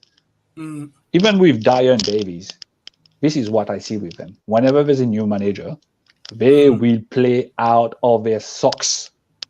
And then when they become comfortable, they know they're going to get picked up. That's when they just drop levels and just go, yeah, you know what? It's okay. Don't care. I'm just going to, I'm going to be there next time anyway, so who cares? Yeah, exactly. Exactly. Yeah. Spot on. Well, Jerome, thank you for calling in, my man. Hopefully we see you on Friday for the next one, or else we see you on the weekend after the game for the next one. Yeah. Big up, Jerome. Good. Thank you. Jerome, you enjoy the rest of your evening, brother. Or the rest of your day, actually. Big yourself up. Day. See you See ya. Bye. See you, Jerome. Bye. Everybody, big up Jerome in the chat. Guys, absolutely love Jerome. Such a nice guy and a lot to say. Joe, spot on here. Joe Cleddy says the phrase "only strong as your weakest link" sums up this season's Spurs. Absolutely. And we have Keith Ryan. He says Dyer had a good game, and so did Lloris. I mean, look, Lloris pulled off a couple of saves after the one he should have saved. Again, the problem with Lloris is it just seems to be a mistake every game now. And Dyer, look, I'll be honest, I don't know if you were watching a different game, Keith, to be honest, because we're going to say he had a good game because he got up there on the edge of the box and had 2 headers, which were easier to miss than score, to be honest, or harder to miss than score, and he missed both of them. But at the end of the day, he was at fault for the goal. Now, you say Romero was at fault for the goal. I'd love to know why you think Romero was at fault for the goal, and why do you think he was poor? You said Romero was poor. Why do you not say anything? See, this is the beauty of what these channels are about. Everyone has opinions. Now, I'm not going to sit here and say Romero was poor if I don't think he's poor. I thought actually he was our only shining light across the back line tonight, reflected by him actually not being substituted, whereas Doherty was, Dyer should have been, and Ben Davies was. The fact that Romero wasn't, obviously says to me that the manager kind of thinks along the same lines as I do that. Obviously, Romero wasn't as bad as you make him out to be. But look, at the end of the day, you can have your opinion on why you think Dyer and Lloris had a good game. No problem. I'm not going to shoot you down. But also, don't expect me to talk about a player that you think had a bad game if I don't think he's had a bad game. Being honest. Now, put the comment in. I'll always bring it up, and then I'll have a conversation on it. But I'm not going to talk about Romero having a bad game if I don't think he had one. But look, put in the comments. Let me know why you think Romero had a bad game. Maybe I am being blinkered. Maybe I have missed something. So put it in the comments. Let me know. And then if I agree with it, I'll agree with it. If I don't, I'll have my retort. But big yourself up, Keith Ryan. Good to see you in the chat, my man. And it's good to see you coming in and coming in and challenging us. I do like that. So, but he says, yes, I can. Look, my man, let us know why you think why you think Romero had a bad game, my man. Put it in the chat and let us know. Big yourself up. 2085 says Dyer was awful. A footballer puts away at least one of those chances. Lloris heads home. One of those, you had one of those, 100%. We all do, my man. 100%. I couldn't believe the chances he missed. But look, it is what it is, my man. But big yourself up, Twan. You're absolutely spot on. And you know what? It's actually a name, brother, I haven't seen in quite some time. So genuinely, I hope life has been treating you good. I hope you're good, my man. And look, thank you for popping in. But you're right. Even you would have put it in, Twan. Give yourself some credit. Even you would have put it in. But look, we're going to get on the next guest. Let's get him on. It's Ryan. How are you keeping, Ryan? Oh, yo, sorry, I was just daydreaming. Oh, mate, I said this, didn't I, beforehand, that we'd probably get Europa League, and I've got a bad feeling it's exactly how it's going to go. I don't want to be saying it, but I've got that bad. Then you don't back us going out to Marseille to get anything, then? No, I've just got. If it was going to get anything, it would have been tonight. Yeah. To be honest, and sorry, Dermot, go on. Sorry, I didn't mean. Do you think we missed the trick tonight? Do you think we've missed the chance to do it tonight? Yeah, we've missed the trick. Everyone keeps going back to the 2018-2019 season where we pulled the rabbit out of the hat. That was a whole different team. We had a better backline then, in my opinion. We had a better backline in my opinion. I don't know what everyone else thinks, but I think we had a better backline. We've missed the trick. We needed to get it done tonight, and it didn't happen. And I feel like now, and I don't want to be disrespectful to anyone that's ever like lost anybody, but we're like the Titanic. We're sinking out of the Champions League. Yeah, I hope not, Ryan. I really hope not, because for me, look, not just me. I mean, all Spurs fans, like, we've had to watch some absolute embarrassments in competitions where we shouldn't have been. Europa Conference League, Europa League, like, you know, we deserve. Anyway, the fans deserve to be in the Champions League at the very least. And it's kind of like, show us you want it. Like, how badly do you want it? Like, you've all been out in the papers moaning about it. Kane wanted to leave because we weren't in Champions League. And even him today, not the greatest performance. He's failed to replicate the goal scoring form from the Premier League to the Champions League. But all these people moaning about wanting to be in the Champions League, want to leave because they want to play Champions League. But then they're in it, and they can't even fucking perform right. Yeah, and do you know what? That's what I was about to say, Dave. Like, literally, they all bitch and moan and say they want to be in the Champions League, and then when we get there, they don't. No one wants to perform, man. No one wanted to perform today. Do you know what? Right, I knew one thing when I saw Dyer. I thought, here we go. Here we go again. You know what's bad, Ryan? As soon as I seen the lineup, I thought that. As soon as I seen the lineup. Same. And do you know what, right? The other thing is, right? I don't even blame Romero or Lloris for the goal. Let me ask you this. Why do you think Romero would be blamed for the goal? Maybe I've missed something. I don't know. Maybe who I saw blame Romero, he must have been watching a whole different game.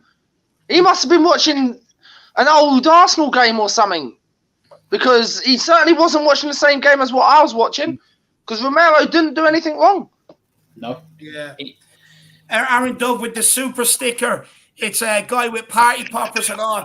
Aaron, I don't know whether you're just enjoying yourself or whether you're being a happy clapper. I don't know what's going on, my man, but big yourself up, brother. Really appreciate the support, my man.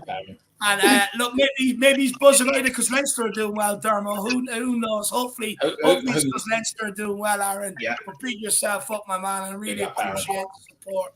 Big yourself up. Yeah. But go on, Dermo. Yeah, go on. Yeah. Look, I'm just going to grab a drink. I'll be back in a sec. Oh, and look, Ryan. Look, we're looking at the same players again, game after game after game. Dyer, Davis. Look. Why do they perform so badly? I mean, we got different players from different managers. Why? What's wrong with them? We can't keep going on like this. No, I don't know, Dermot. I really, really don't know. It's a bit like where you have a car crash, right? And that's what exactly both of them are. It's a car crash waiting to happen again and again and again and again. And I'm getting sick of it. Yeah. So, what do you put that down to? Do you put that down to him? I mean, what are you looking for in January? I mean, with the transfer market, what do you want us to do in January to start to replace them? Well, first of all, I'm going to be realistic, and I'll tell you my realistic point of view now, and then I'll tell you what I would like to happen afterwards, if that's okay. Yeah, that's fine. Realistically, we're not getting anybody in. We are getting absolutely nobody in. That's realistically. What I would like to happen, I'd love to see someone like a Bastoni come in, or just someone else who can take Dyer or Davis's place. Like, don't get me wrong, I like Lenglet, right? We haven't seen a lot of him, right?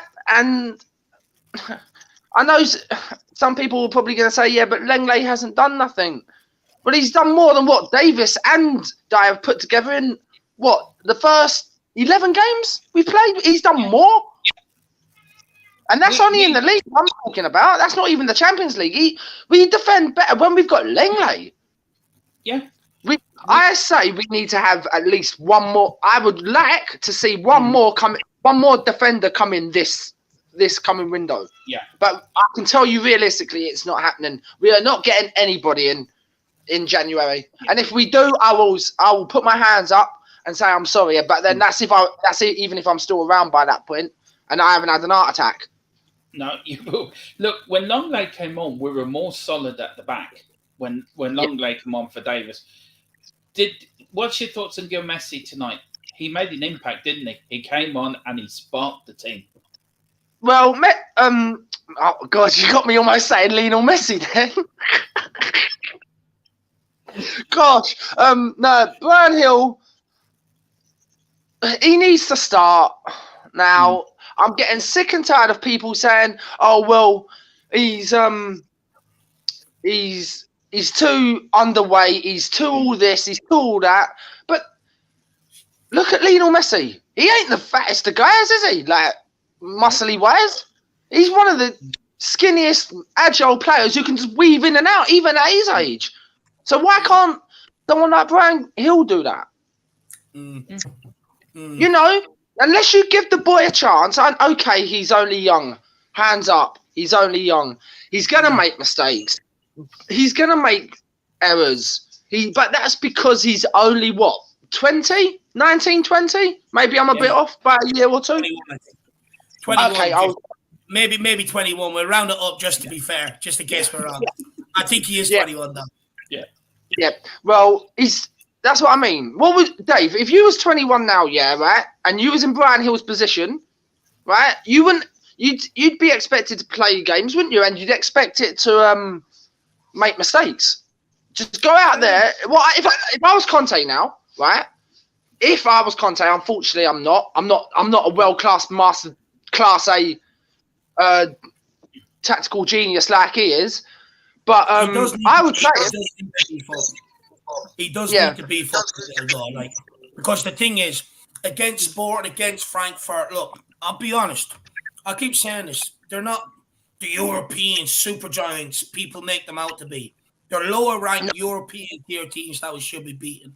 Now, both times when Gil has come on, like one, Frankfurt were chasing the game, so there was a lot of space for him to play in. And this one, Sporting just fucking sat back and gave him all the space to play in. Now, where he will have trouble in the future is if you're asking him to come in the Premier League, try and beat a fullback, for instance. Every single time, he is going to get nudged off it once it becomes a physical battle. I've been there. I've been his size. And look, I was his size, but a lot younger. Where, you know, you try to beat the guy on the outside, and every single time he's too strong. But look, someone like Gil, I think he has a good footballer brain. And when that starts to happen, you've got to start mixing up your game. Maybe pass it round them and make a run in behind them to receive it back instead of getting into the physical battle. Like, there are other things that Gil can do, and I think he's got a good football and now to be able to do that.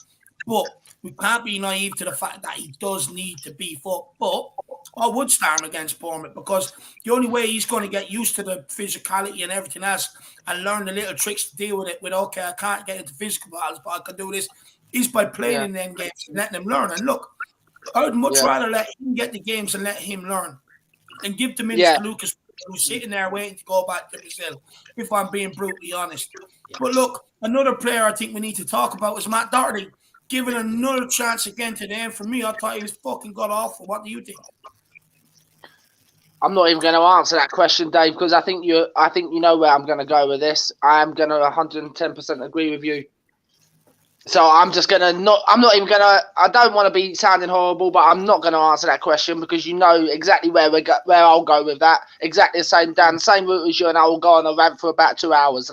And you don't really want that, do you, really? Because you don't want to be up until about 4 o'clock in the morning.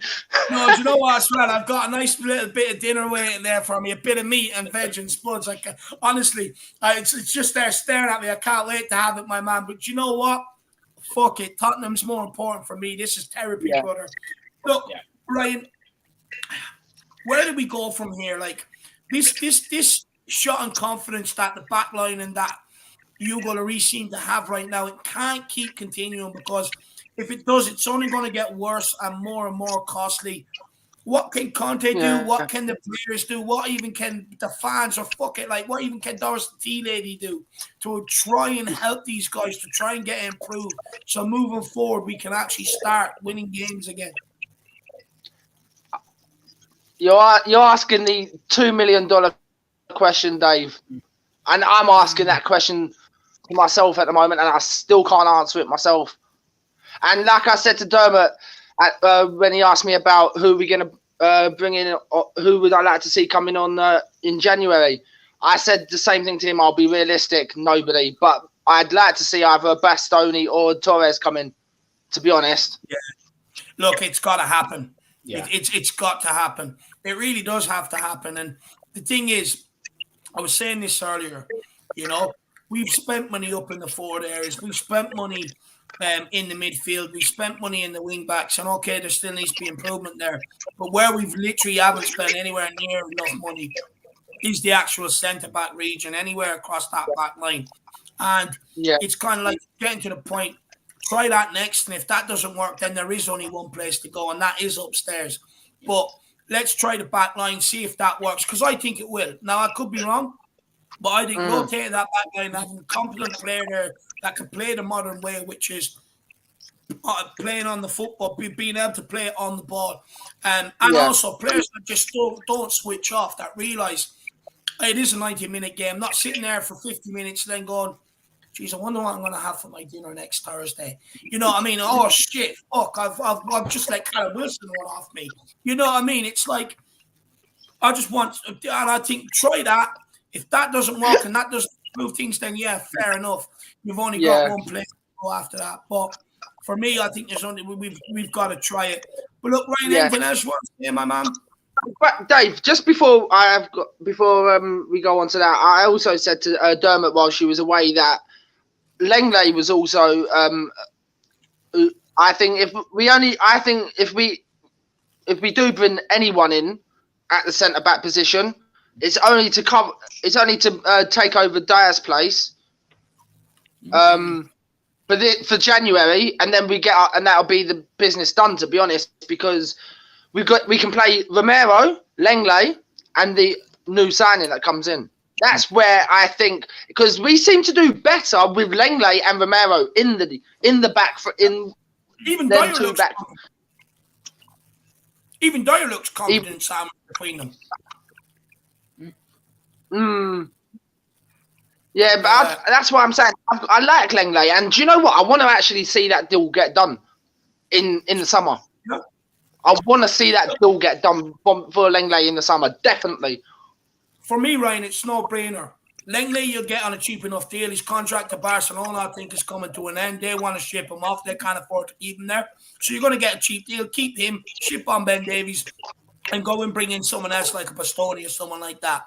And just seriously move forward with a bit of ambition. Dave, it's weird because you say just ship off Ben Davies. No.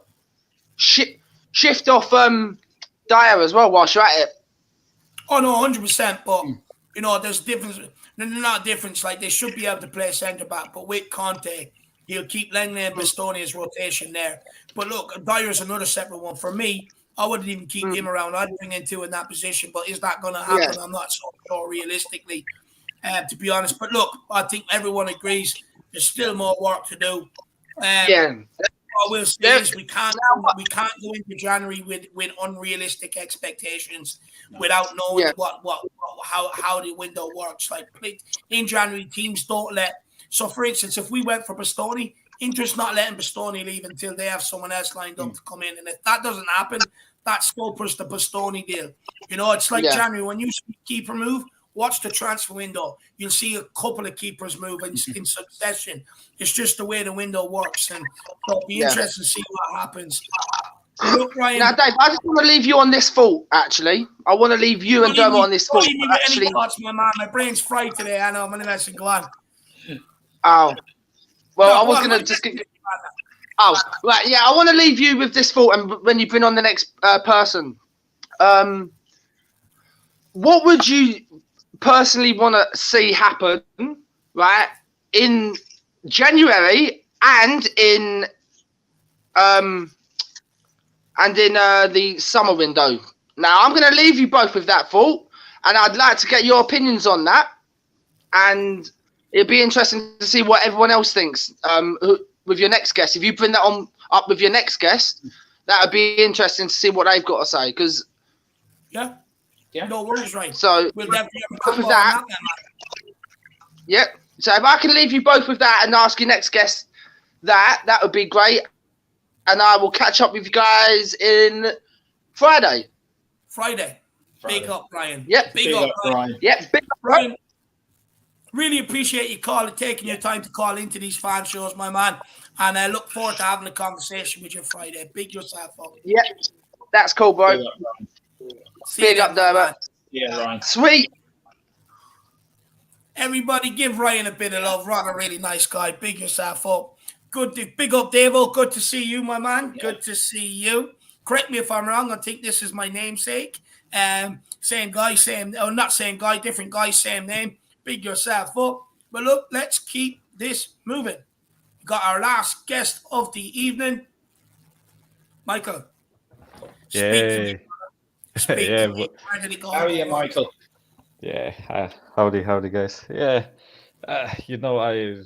it's like 4 hours since the game ended, and I think I just now got over the VAR decision. I know you spoke about it plenty today. Oh no, work away, lad. Work away. Yeah, I just feel robbed. I was just sad because I know we will talk about the performances and the first half, the second half, or whatever, right? But I actually think that we deserved the win. I actually think that in the second half we played really well, and even though like let me ask you this, though, Michael. Yeah, go for it. Did we do enough in the second half? And I know we're going to say we played well, but realistically, things only really changed when Gil came on in 73 minutes. No. Don't get me wrong. This game should have been wrapped up in the first half, right? If you look at it from like the difference in the supposed like levels of the teams, right? We should be a like much better team, and at home we should be like 2-0 up at the first half, and just see the game out in the second half, right? But with the circumstances that panned out in that game, the first half was shocking. I mean, the goal was. Yeah, you can kind of fault Hugo for it. He should have done better. It's a shot from 25 meters or whatever, right? And it's not like it's one of those top bin shots that you really can't reach, even if you try, right? It's down low. I think he should have done better, but I'm not really going to criticize him that much for it, right? But yeah, shit happened. As I said, this game should have been wrapped up in the first half. But when you look at the second half, I actually think that, again, we can talk about why it's only in the second half this happens. But I actually think we gave it a real good go. I know we weren't creating that much before Hill came on, but after he did, for the next 20 minutes, we were absolutely ripping them apart. We got a deserved goal, and we got robbed for the second one. And whatever you say, I think that. Listen, I'm not really a huge fan of conspiracy theories or whatever, right? That's match fixing or whatever, right? But I do subscribe to the idea that sometimes decisions are made for the better of like the show and to gather more money, right? That I think there is a reason why our first 3 games of the season were Southampton, Wolves, and Chelsea. That I don't think that's a coincidence, right? I also like, and I don't mean it like they are trying to fuck us up, right? But it just makes for a better show, right? We played like what, out of the 6 teams rivaling for the top 4 spots, I include Newcastle in it, right? We played 5 of them, 4 of them. We should, at least if the City game didn't get cancelled, we should play like 4 of them away from home, and only Liverpool and Newcastle at home, right? And whereas some other teams, like the neighbors right nearby, played exactly the opposite, right? They played 4 matches at home and 2 matches away, I think. At least I think that's the way it is. But that doesn't matter, right, boys? Let's not talk about that, right? Let's talk about the game. Yeah, it's really like, I was talking with my friend who is also a Spurs fan, right? And he said that he was so fucking pissed that we only gave it a shot in the second half, and we well, we noticed that it's like a real pattern in this season, that our first halves, it's sometimes it's the first half that we give it a shot, like we did against Newcastle, right? We, for the like 30 minutes before they scored, we were actually on top and we are doing really well, right? Then we conceded heads drop, and it's like, fuck off for the next 45 minutes. You might as well turn the game off, right? Because like nothing much is happening. And I think the same thing happened here. We kind of gave it a go at the beginning of the game. Then we conceded a stupid goal. Heads went down, and Conte had to probably rip into them during the halftime, right? And then they come out swinging in the second half, and it's worrying for me because, like, sometimes you have to take matters into your own hands. You cannot wait for the opposition to take control of the game, score the goal, and only then you react. Because there are some teams that won't let you score after they score, right? Even Sporting kept us out for like solid 80 minutes, right? So imagine if you played against Real Madrid, whose defense is so solid and so organized. Like they keep out teams for fun, right? It's basically like their job to not let you score, right? So imagine if you played against Real, after they scored their first goal, they just block the access to their goal, hit you on the counter, it's 2-0, bye-bye. The game is done, right? That's how professionals play.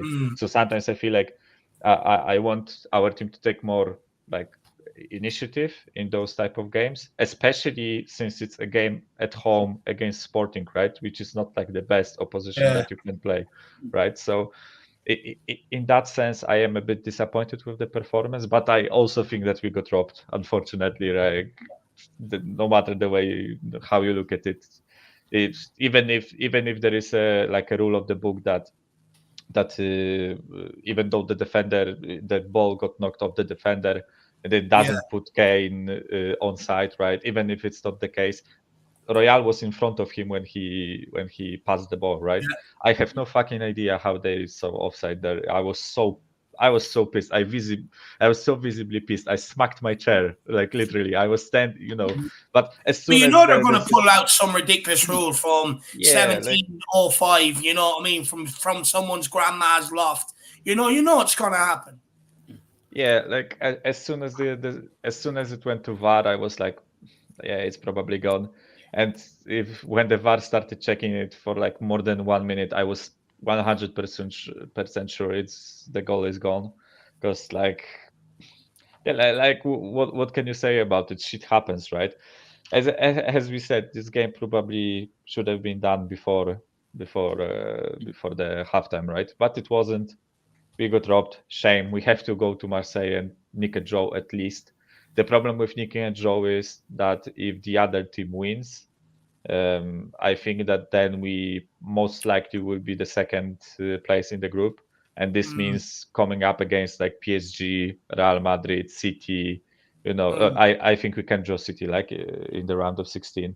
I think two English teams cannot meet, but even though like it's PSG, Bayern, Real, it's a really tough opposition, right? So yeah, like Go on, But David. do you know what? Do you know what though? The guy John, he makes a point. He says, "Look, we're still sitting top of the group at the end of the day," which is actually a fair point. I do think maybe we do need to remember that as well, 100%. But Yeah, of course. Like, here's the thing, Michael. Do you trust us going away to Marseille to get the job done? Do you look? All we need is a point. Can we get out of there with just even a point? I think we can. But I won't say it with any confidence. Like, it's such a hostile ground. It's it gets to players whether you like it or not. When some players just sometimes cannot handle the pressure of a screaming fan base, right? The way that Arsenal couldn't handle the pressure when they played against us in the previous season, right? This is the same way I think that our players can and most likely will struggle with this game. Yeah. But I think we actually have enough quality to beat Marseille, in my opinion. They are good, but they aren't that good, in my opinion. That it's not like going to like whatever Grand Stamford Bridge, for example, and getting a win or whatever, right?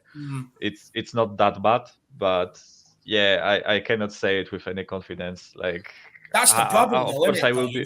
Yeah, that's the biggest problem of this draw, right? If the VAR decision didn't go through and we got the goal, we would be like sitting here laughing, probably most likely with the first place secured, right? So yeah, like it's a really sad day, and as I said, I was angry like for a solid hour after the decision. Right now I have calmed down, but yeah, but I'm just disappointed and sad now. What can you do, right? Yeah. Michael, I've been caught up with everything. Do you know if there's any ban for Conte for the Marseille game? Has anything come out about it yet? Will he miss the touchline for the Marseille? Because we sent off right at the end.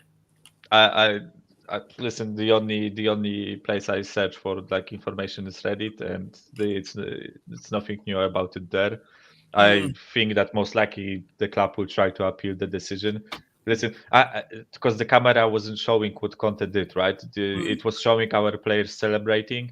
Then it was like then they showed the screen with the VAR decision, and then the next shot literally was the referee showing red card to Conte.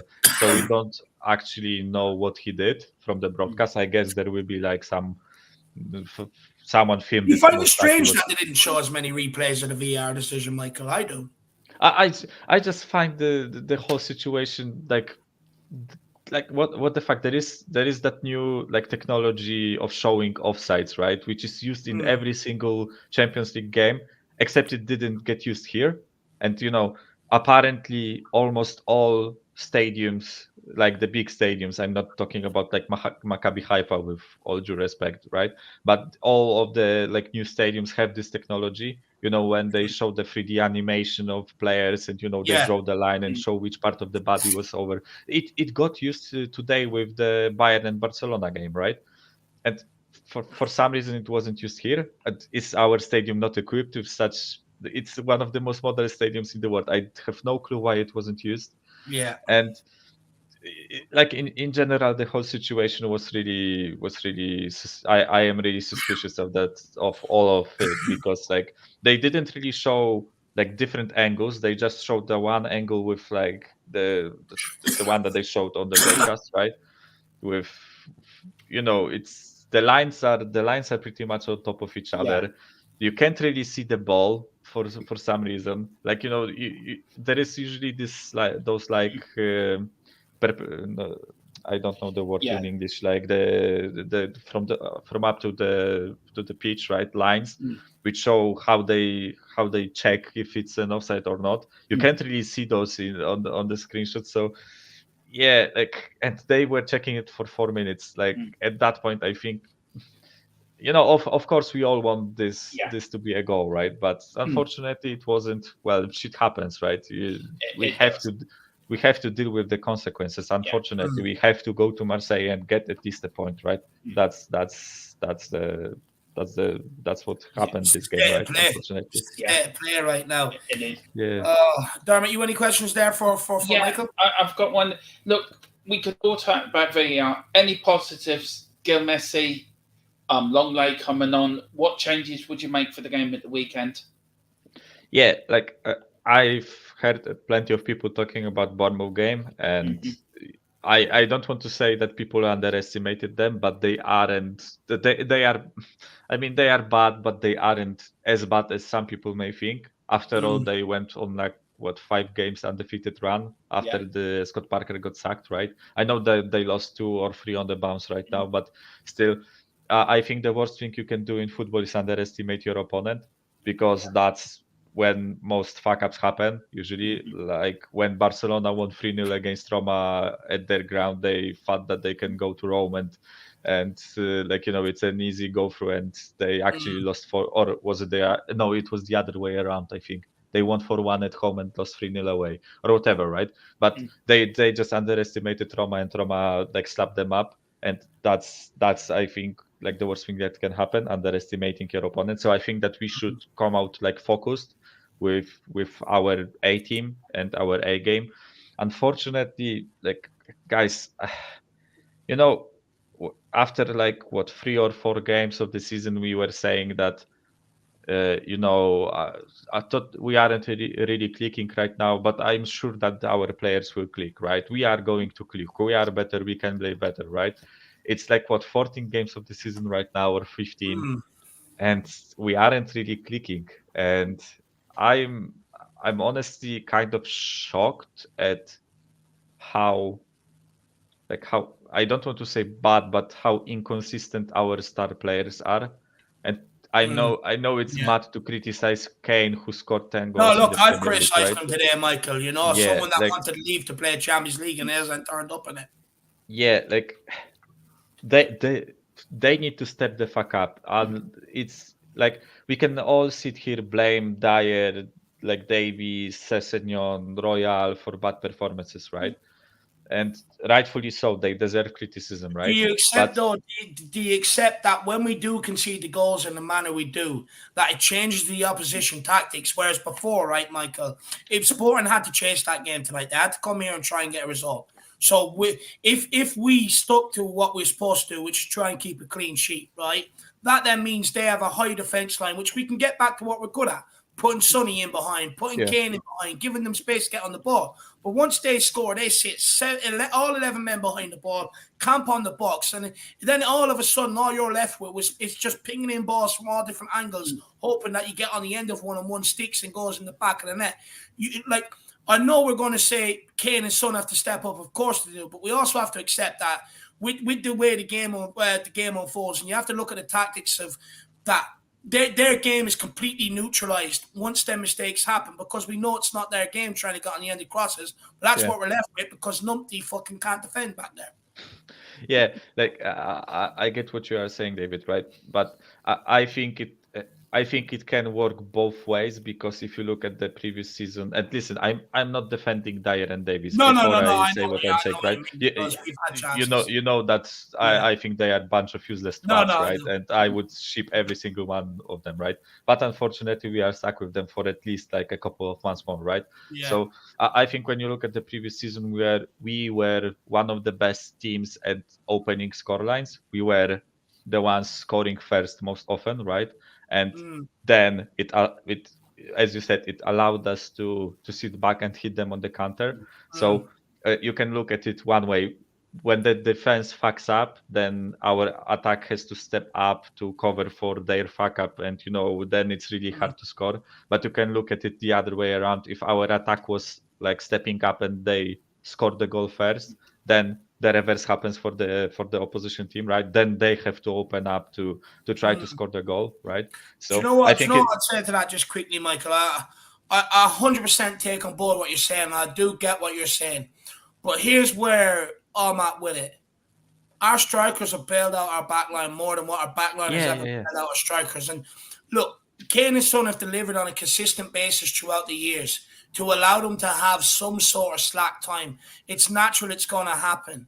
But that's when you're then saying, okay, well, the guys that have been carried by some of the better players in the squad, now it's your turn to step up. And they're not doing it. Yeah, I completely get that argument. The reason why I said what I said is Yeah. because I know that Son and Kane are quality, and I know that I can rely on them. Whereas with Dyer, Davies, I know that they have a mistake in them. So I would much rather bank on our star players performing rather than expecting our defense to bail out the underperforming attack. So yeah, like it's sometimes tough watching us trying to attack. And Lucas Moura, I understand the argument of one of the commenters said that he was injured for a long time, right? And he's just coming back to the game. So I know that you aren't going to deliver the A game in your first game, especially one with like high stakes. So I cut Lucas a bit of slack. It's not. I don't expect him to like rip it apart and perform another Is it anything Amsterdam, with right? Lucas though, Michael? Is it like, I know we're going to cut him some slack, and I do think it's a valid point that he's been out for so long and it's his first minutes. But for being realistic, did he do anything in them minutes today that we haven't seen him do before? Because like what I've seen, I was about to get time and time again before. So I don't think Yeah. it is down to the injury and lack of minutes. Well, I've seen it repeatedly.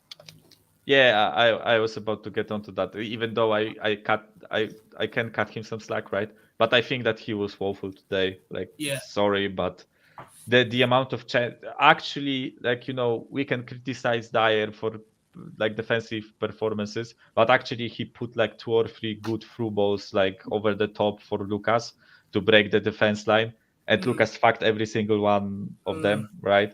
He miscontrolled the ball, or even though he got a touch on the ball, it was like loose, and he like threw himself out to the side, right? And then like there wasn't there is no longer like that like electric dribbling Lucas there, in my opinion. He's not good in that kind of play where he has to control the ball coming like over the top. He's better with the ball in his feet, and he struggled with it today too. So like when you look at it, why was he on the pitch? Brian Hill is at least as good of a dribbler as him, and he actually was better in terms of like claiming crosses and delivering crosses. Actually, I don't know, guys, if you of course you paid attention to it, but I actually think that his crosses were good, and he switched the play plenty of times, like from one flank to the other, and he did that really well.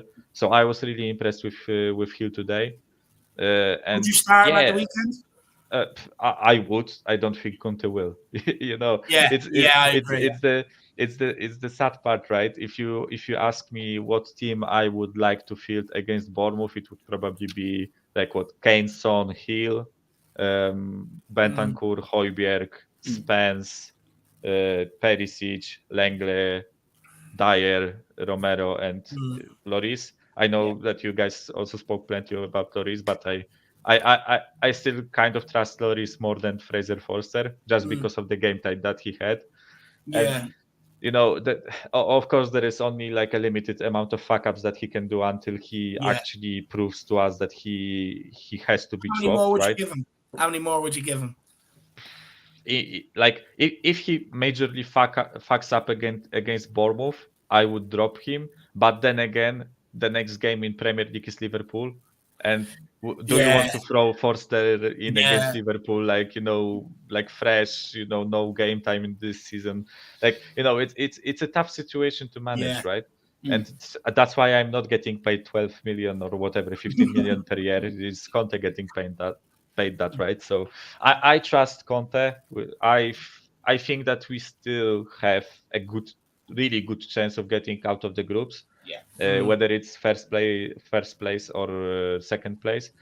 And actually when I looked at us being in the Champions League this season, I never expected us to go further than round of 16 or round of 8 with quarterfinals, right? Because unless we get like a super favorable draw and we get like I don't know, like, but it probably won't happen, right?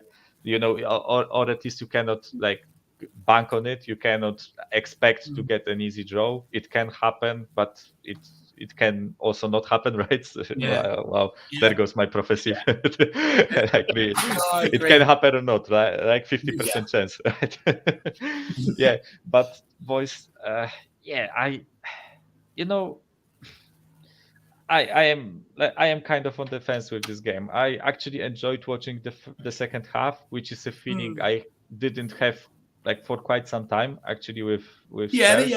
Yeah.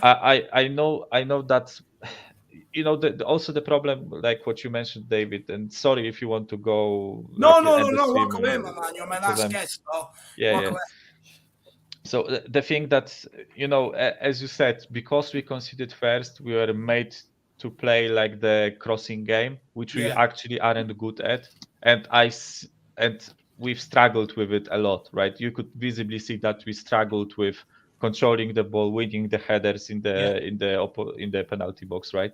Because like Kane is good at it, but Son's like jumping game isn't that good, Yeah. and neither is Lucas, of course, because of his height, right? That's why we had to commit a lot of bodies forward from the defensive line, and actually our defenders got onto the ball quite a few times. I think that Dyer should have had a goal. He was, I don't think that he did like that much wrong with how he struck the ball. It was just like centimeters of the target. So again, I don't really want to criticize him for it because They were he actually harder to won miss, though, Michael. No, but they were harder to miss them two headers. Yeah, like one of them was actually like I was pretty sure that he will score it, but Yeah. unfortunately he didn't. But again, he won the header, so that's why I don't want to criticize Yeah. him that much for it, right?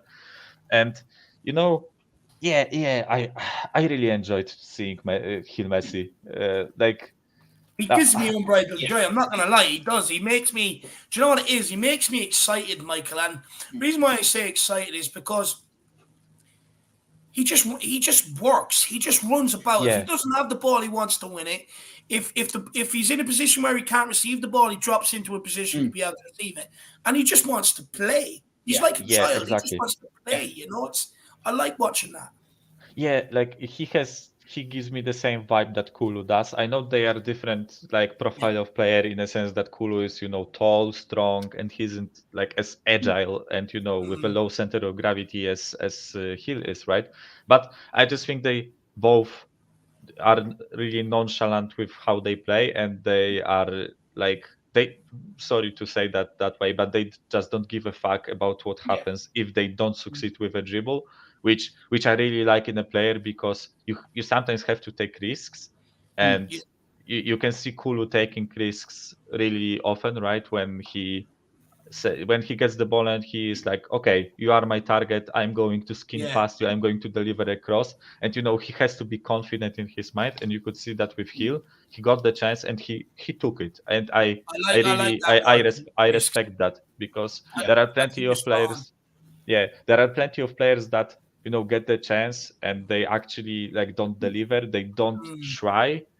Like there are some situations, like maybe not in our team necessarily, because we quite rotate the squad quite heavily, but there are like plenty of situations in like Premier League matches when a player that didn't really get game time gets like a chance from his coach and he actually takes it, or like the other situation is they get like subbed in the 60th minute and do absolutely nothing.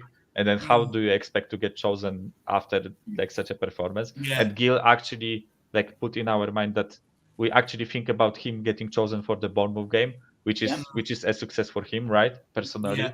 So yeah, that's massive for him. And I think that it also proves that we have actually another option in the attack.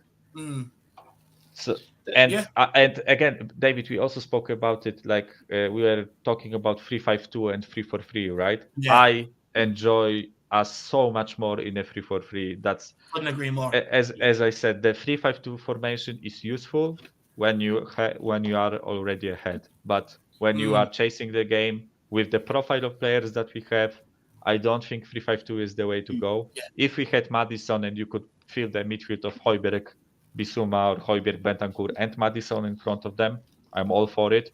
Let's go for it. But unfortunately, we don't have that type of player in our team, right? So I actually agree with you on the 3-4-3.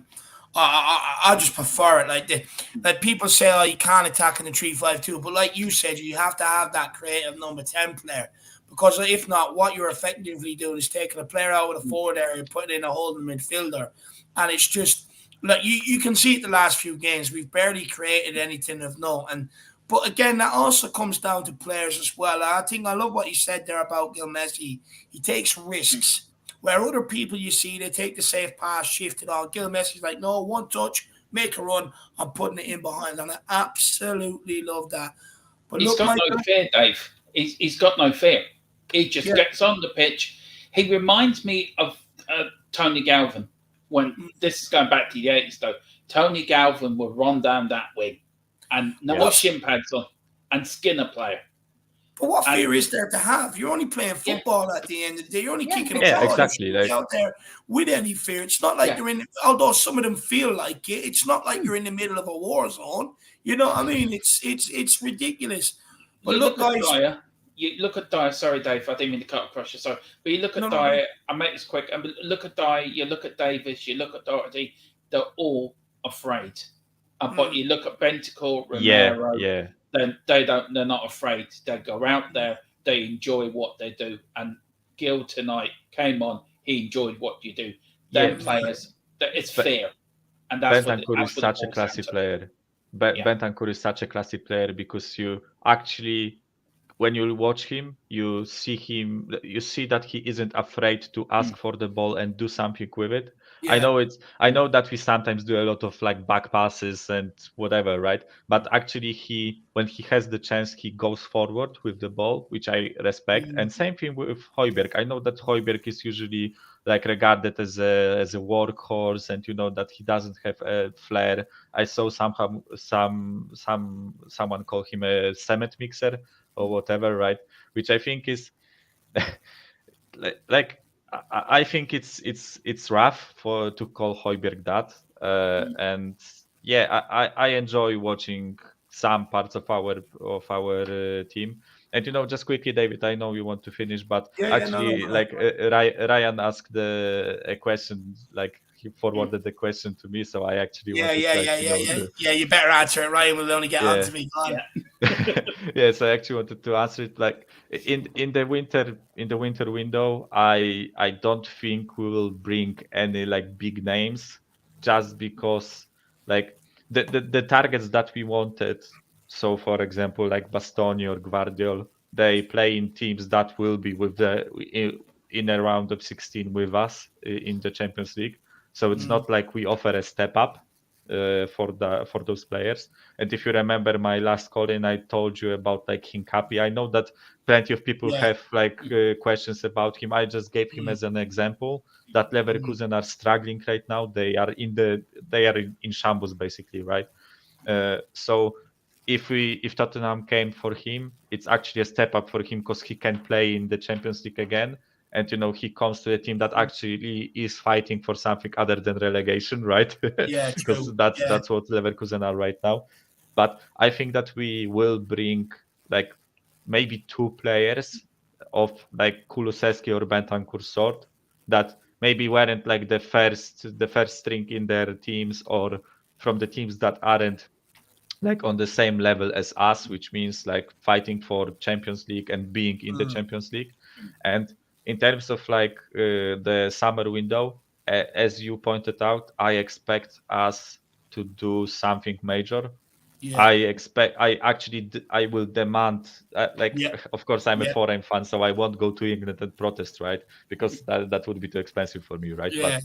But I will demand online, like going on shows like this, and I will be saying I demand Conte to be backed properly and with players that he wants, and not with stopgaps, because Langley is a really good player, right? I enjoy that he is here in Tottenham, but actually I want like a player that will be here for 3 to 4 years. And same thing with actually when you look at it, Perisic only got 2 years on his contract, and you know he's old, so you can technically, I would like go as far to say call him a stopgap in a sense too, because like he will only be here for a year or two, and then he will probably move like to a team somewhere lower the table, you know, to see out his career, earn some more money, right? So, and I know that Udogie is coming, So that's why he's a stopgap for Udogi, right? So I expect, because we didn't go for like a Bastoni or Guardiol, I expect us to fight for a player like that in the summer window. The only problem is that when you look at Chelsea splashing like 300 million on a summer window, United going 250, City buying Haaland, I fear that our targets will just get outpriced from us. But there are plenty of other good players that you can go for in this footballing world. So I don't want us to go for another stopgap. I want us to sign like 2 to 3 class players to actually support Conte in what he wants to achieve, which is trophies. It has to happen. Absolutely has to happen. I agree. I think that's where I'm at this summer. I demand the quality coming in here this summer. Yeah.